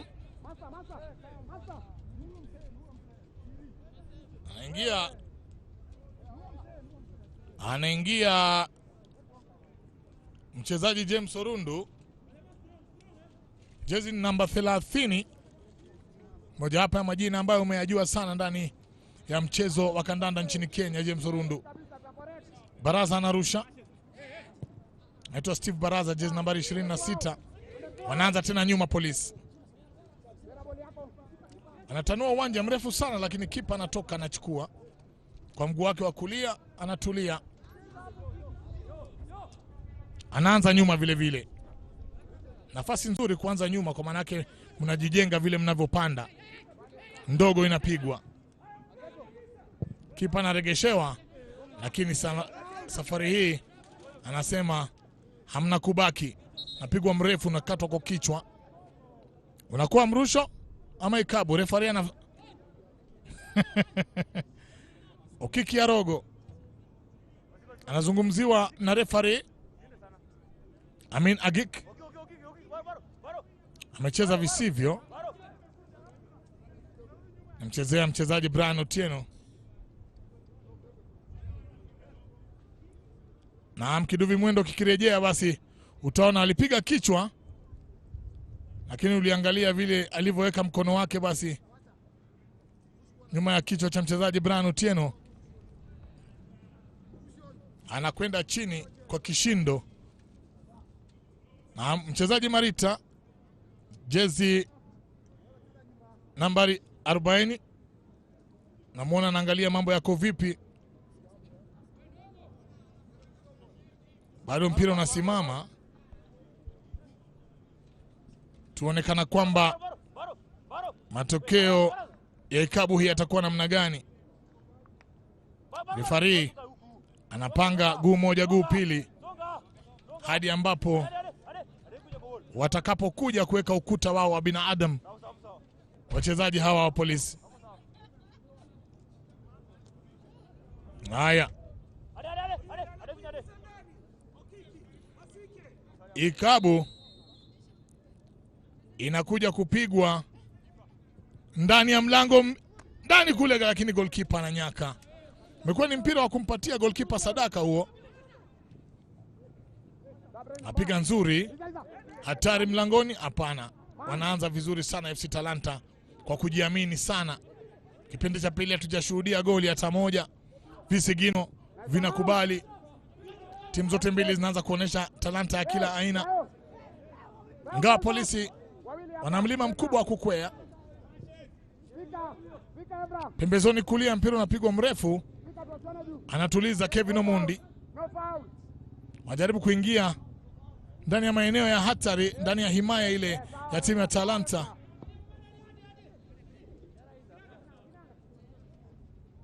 Lakini unakuwa mwingi mpira, unakuwa ni wa kurusha. Mrusho wanaanza mbele. Kwa wakati mwingi timu ambazo zinaongoza hatari mlangoni kule. Polisi wanajaribu kule, wanapiga na namna gani nje.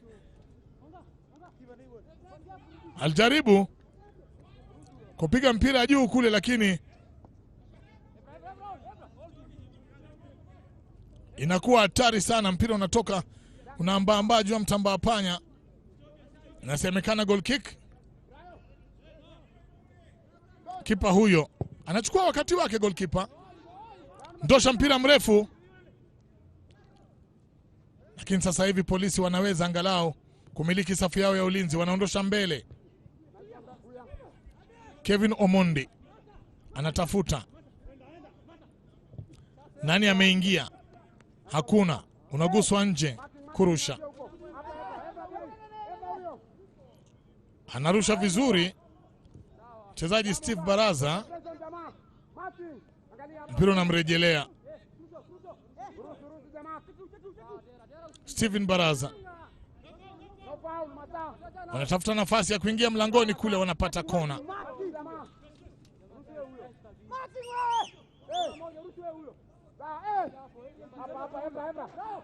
Haya, 78 zimekwisha katika, wanapata kona. Polisi wanaleta mlangoni. Kichwa wanapiga, watafunga goli. Namna gani wanaondoshwa mpira, namna gani. Kwa mpira mzuri, lakini unaondoshwa moja kwa moja hadi nje. Polisi wanauliza maswali sasa. Je, wataweza kwa dakika zaidi chini ya 15 zilizosalia? Unakuwa mpira mzuri kipindi cha pili angalau. Tumeona wachezaji wote wa timu zote mbili wakicheza mpira sasa. Hawakuogopana kipindi cha pili. Talanta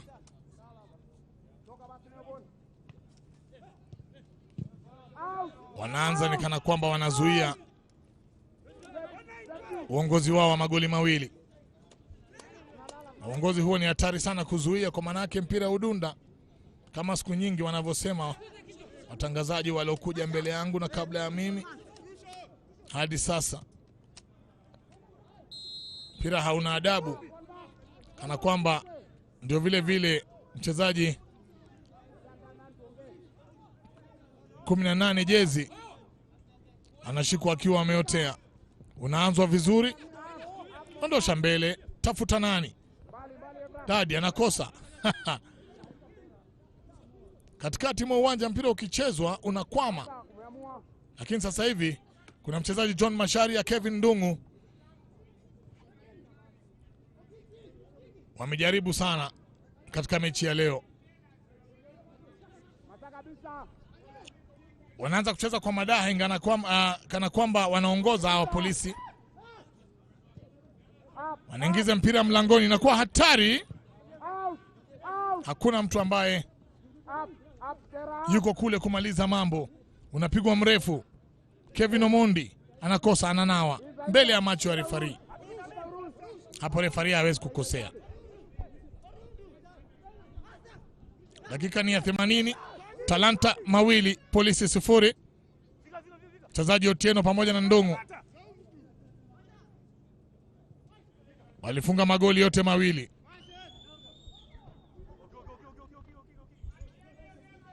Haya,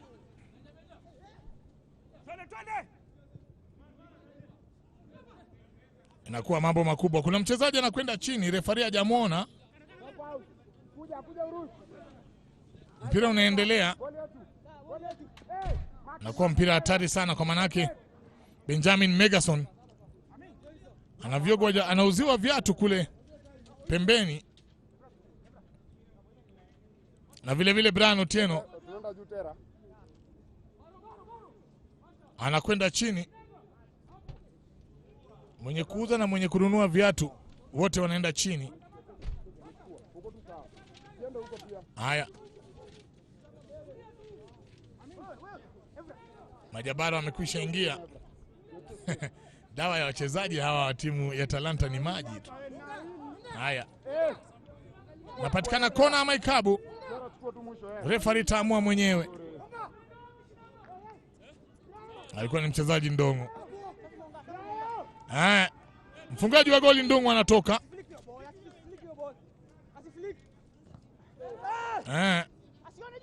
Kiduvi mwendo kikirejelea Ndungu alivyofunga lile goli la pili. Anapiga goli linajaa ndani baada ya kufanywa kazi kubwa na mchezaji Kapaito. Basi Ndungu alitulia na akaweza kumaliza. Sasa anatoka Ndungu.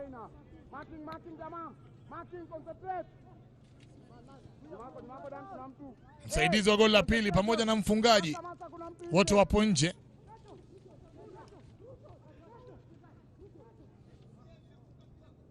Haya, mpira unarushwa mrefu.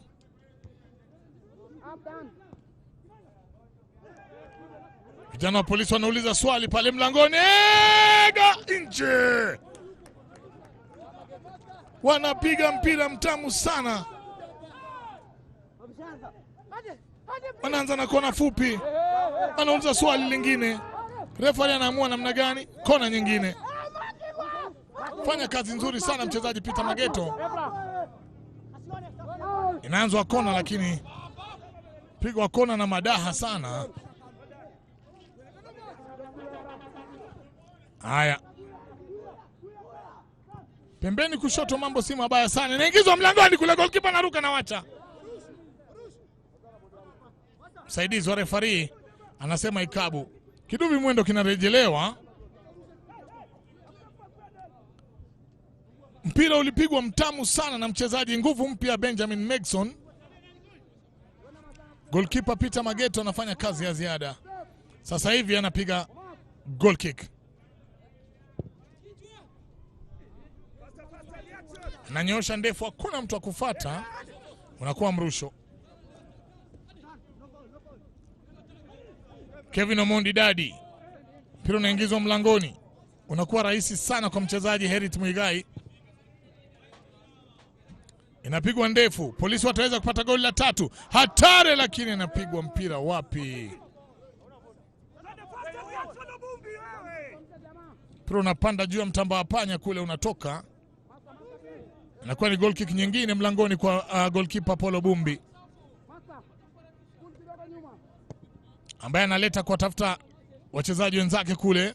Unakatwa kwa kichwa vizuri, lakini alikuweko mchezaji Tera katikati. Masharia anapiga pasi ndani ya mlango, hatari, inaletwa, wataweza kufunga, hakuna. Kiduvi Mwendo kinarejea, pigwa mpira ovyo kabisa, ukakwenda juu kwa juu. Ngejaa majumbani ya watu hapa. Haya,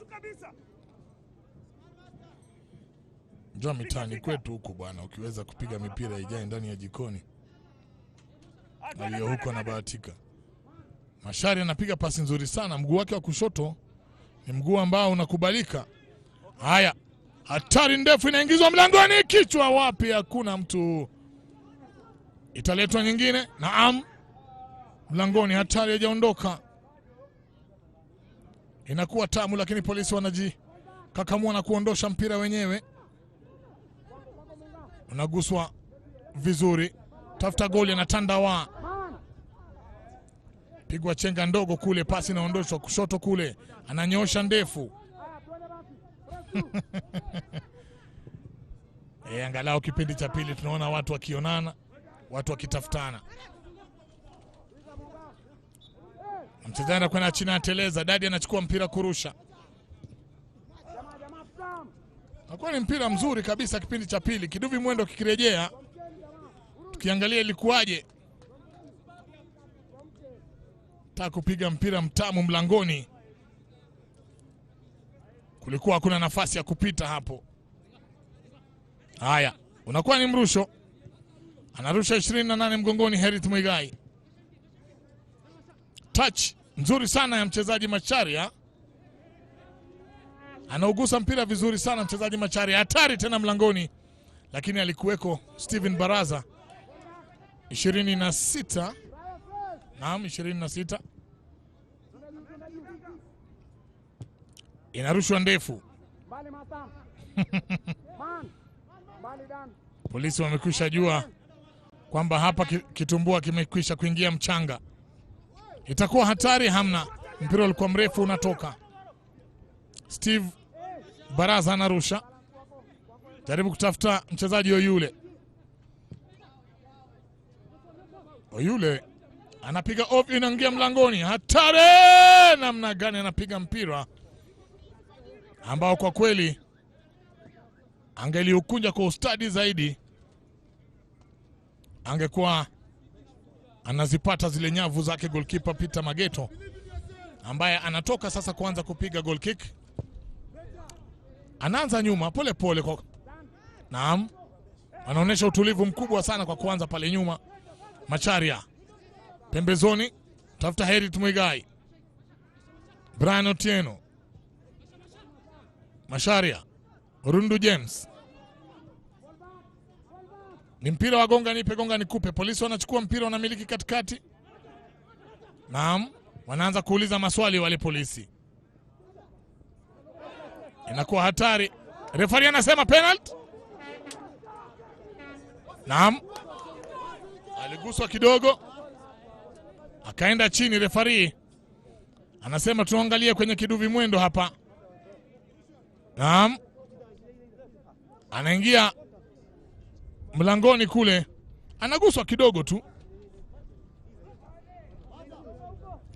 Mwenyewe alikuwa anaendelea na kazi yule Benjamin Megason, lakini refari akasema ni penalty.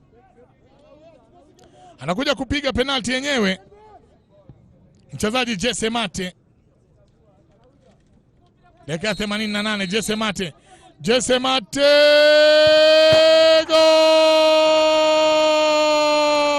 goal! Jesse Mate anawapatia Polisi goli lao la kwanza kupitia mpira wa matuta. Anawapatia Polisi goli lao la kwanza kunako dakika 88. Wanaanza tena Talanta. Chochote chaweza kutokea katika mchezo wa soka. Yangu kukujuza kulikoni ya refari kuamua. Wanaanza na Steve Baraza, mpira wa mrusho juu kabisa, akirusha unakatwa kwa kichwa. Unachezwa mpira mtamu sana na kule na Michael Omach. Haya, kiduvi mwendo kikirejea, unamuona vizuri kabisa Jesse Mate. Kipa aliuona mpira, lakini basi ulikuwa umepigwa kwa ustadi mkubwa ukajaa ndani ya nyavu. Kamba zinatetemeka, ingawa kwamba kuna majeruhi kidogo wako chini zuliani. Kwa na kujuza ni nani na nani wako chini zuliani. Talanta magoli mawili, timu ya Polisi goli moja. Wakati huo huo dakika 4 za mazidadi zinaongezwa juu ya zile 90 ambazo tumekwisha zikamilisha. Sekunde 30 tumezikula za mazidadi sasa hivi.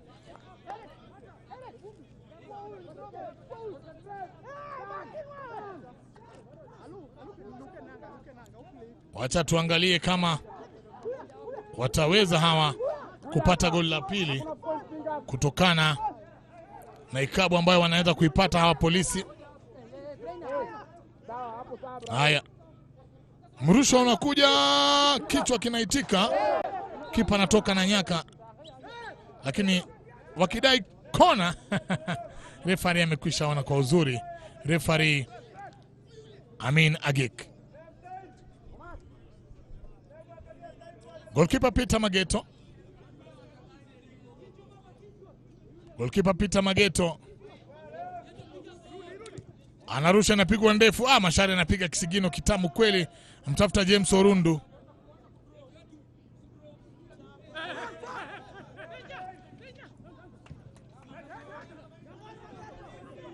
Inapigwa ndefu. Goalkeeper ananyaka mpira wenyewe na ananyaka miguu ya wachezaji wenza. Madaha haya ya wachezaji wa kandanda wakati mwingine yatakufurahisha kulingana na uigizaji wao. Wana tajriba kubwa ya uigizaji hawa wachezaji wa kandanda. Utapigwa vizuri muda ukizidi kuyoyoma. Polisi wamekusha punguza hasara, lakini je, watapunguza upotevu wa pointi? Ndio swali ninalojiuliza mimi hapa. Wanacheza nyuma taratibu wachezaji katikati ya uwanja, ikiwa Polisi wana haraka sasa ya kwenda kutafuta goli la pili. Pembeni kushoto, mpira anaenda kuingizwa cross kule, lakini namna gani nje, inakuwaje? Mpira wa kona. Kona hizi za dakika hizi wakati mwingi wani kona ambazo ni hatari sana. Haya, sekunde kidogo sana zinasalia mchezo huu uweze kukamilika. Tutaangalia kona ikija kedekede mlangoni. Watakomboa, hawawezi. Goalkeeper anapangua, anakuja kurusha tena. Mchezaji Benjamin Megason ameongeza nguvu sana katika timu ya Polisi. Inarushwa mlangoni kule, anakata kwa kichwa, mpira unakwenda nje kabisa kule. Unakuwa ni mpira wa goal kick.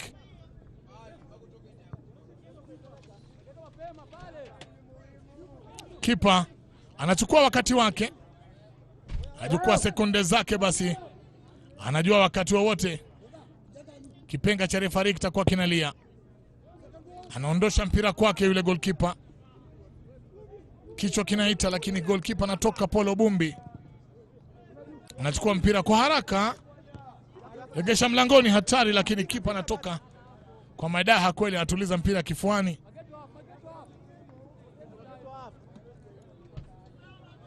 Tia mpira kifuani, anadunda, anamwangalia refari. Anapiga mpira mbele kabisa kule, lakini refari amekwisha puliza kipenga cha dakika 94 za mazidadi, kana kwamba anakamilisha uchezaji wa mechi ya leo, mechi ya kwanza katika siku ya leo, National Super League, ndani ya uwanja wa Camp Toyoyo, mashariki mwa mji wa Nairobi. Ni mtaa wa Jericho. Wanasalimiana pale wachezaji wa timu zote mbili, wanaoneshana ishara za amani. Mpira unakamilika. Talanta magoli mawili, Kenya Police goli moja. Talanta magoli mawili, timu ya polisi goli moja. Imefungwa dakika 89 na mchezaji Mate. Tamwangalia refari vile alikuwa kesha piga kipenga chake, vile mambo yalivyokuwa hatari. Goli walilokosa wachezaji wa timu ya Talanta walipopeana kona. Amepata shida kubwa sana goalkeeper huyu Apollo Bumbi katika mechi ya leo. Piga mbizi, pangua mipira migumu kweli, na bao ambalo mchezaji Jesse Mate alidhani kesha funga. Goalkeeper pia anatoka, anapiga mbizi kule katikati ya miguu mingi sana. Kipa anatoka, ananyaka mipira yake. Inakuwa mambo mazuri, inakuwa mambo mazuri kabisa. Inakuwa ndefu pole pole hadi alipopata penalty dakika 89, akaweka Jesse Mate. Mpira unakatika. FC Talanta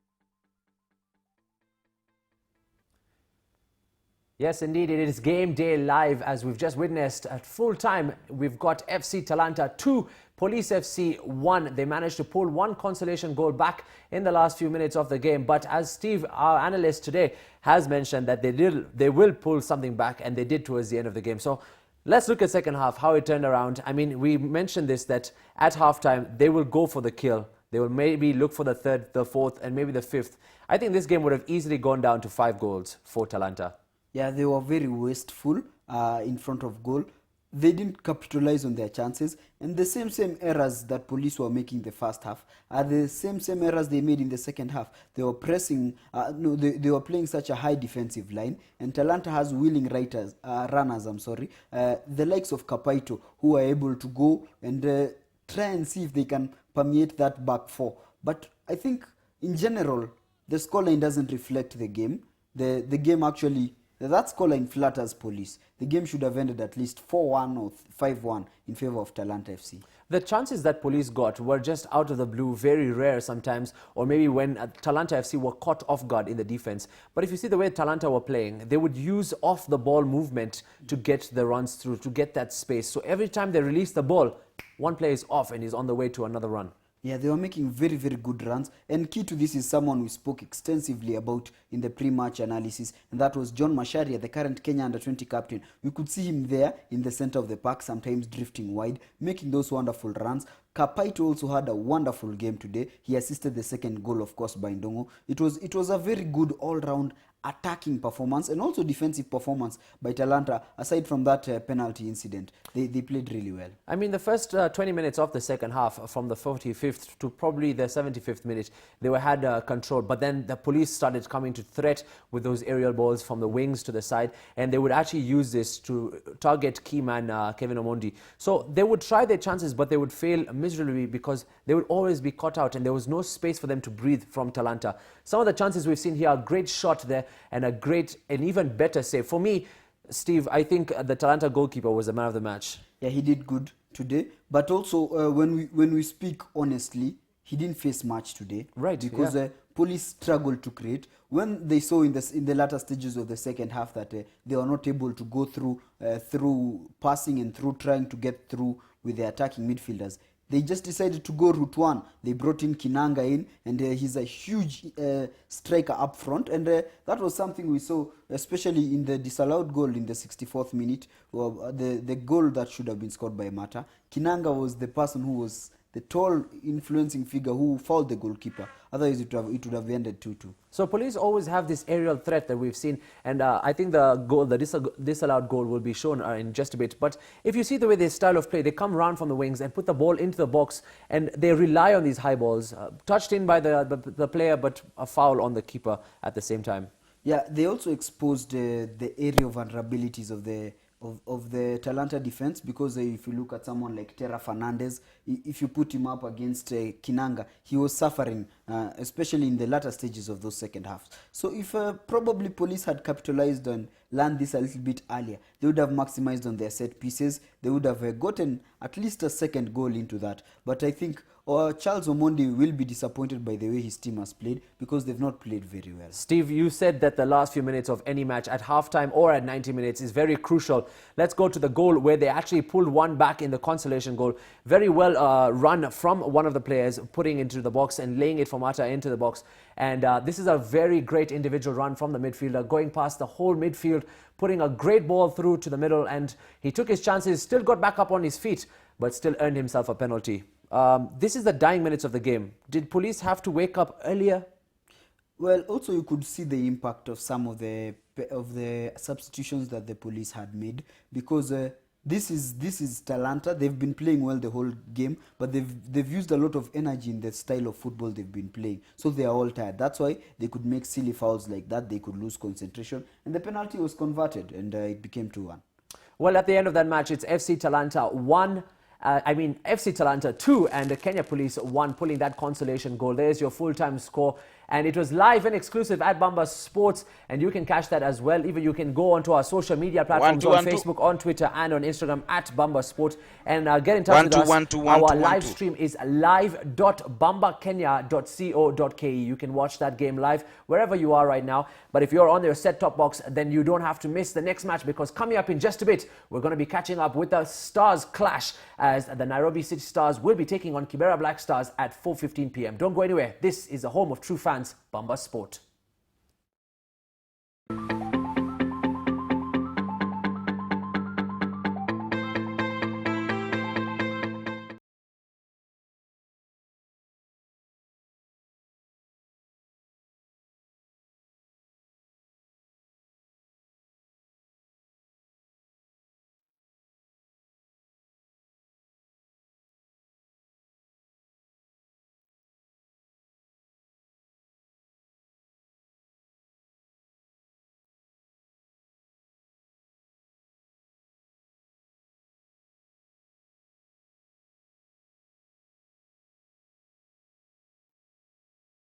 Msimu huu kutoka divisheni ya kwanza, nao vijana wa City Stars kumbuka wameshushwa daraja kutoka KPL hadi ligi hii ya NSL. Kwa hivyo ni timu mbili ambazo nadhani hazijakutana katika mechi za hapo awali, kwa hivyo mchezo wao hawajajuana vizuri. Kwa hivyo tunataraji mchuano mkali.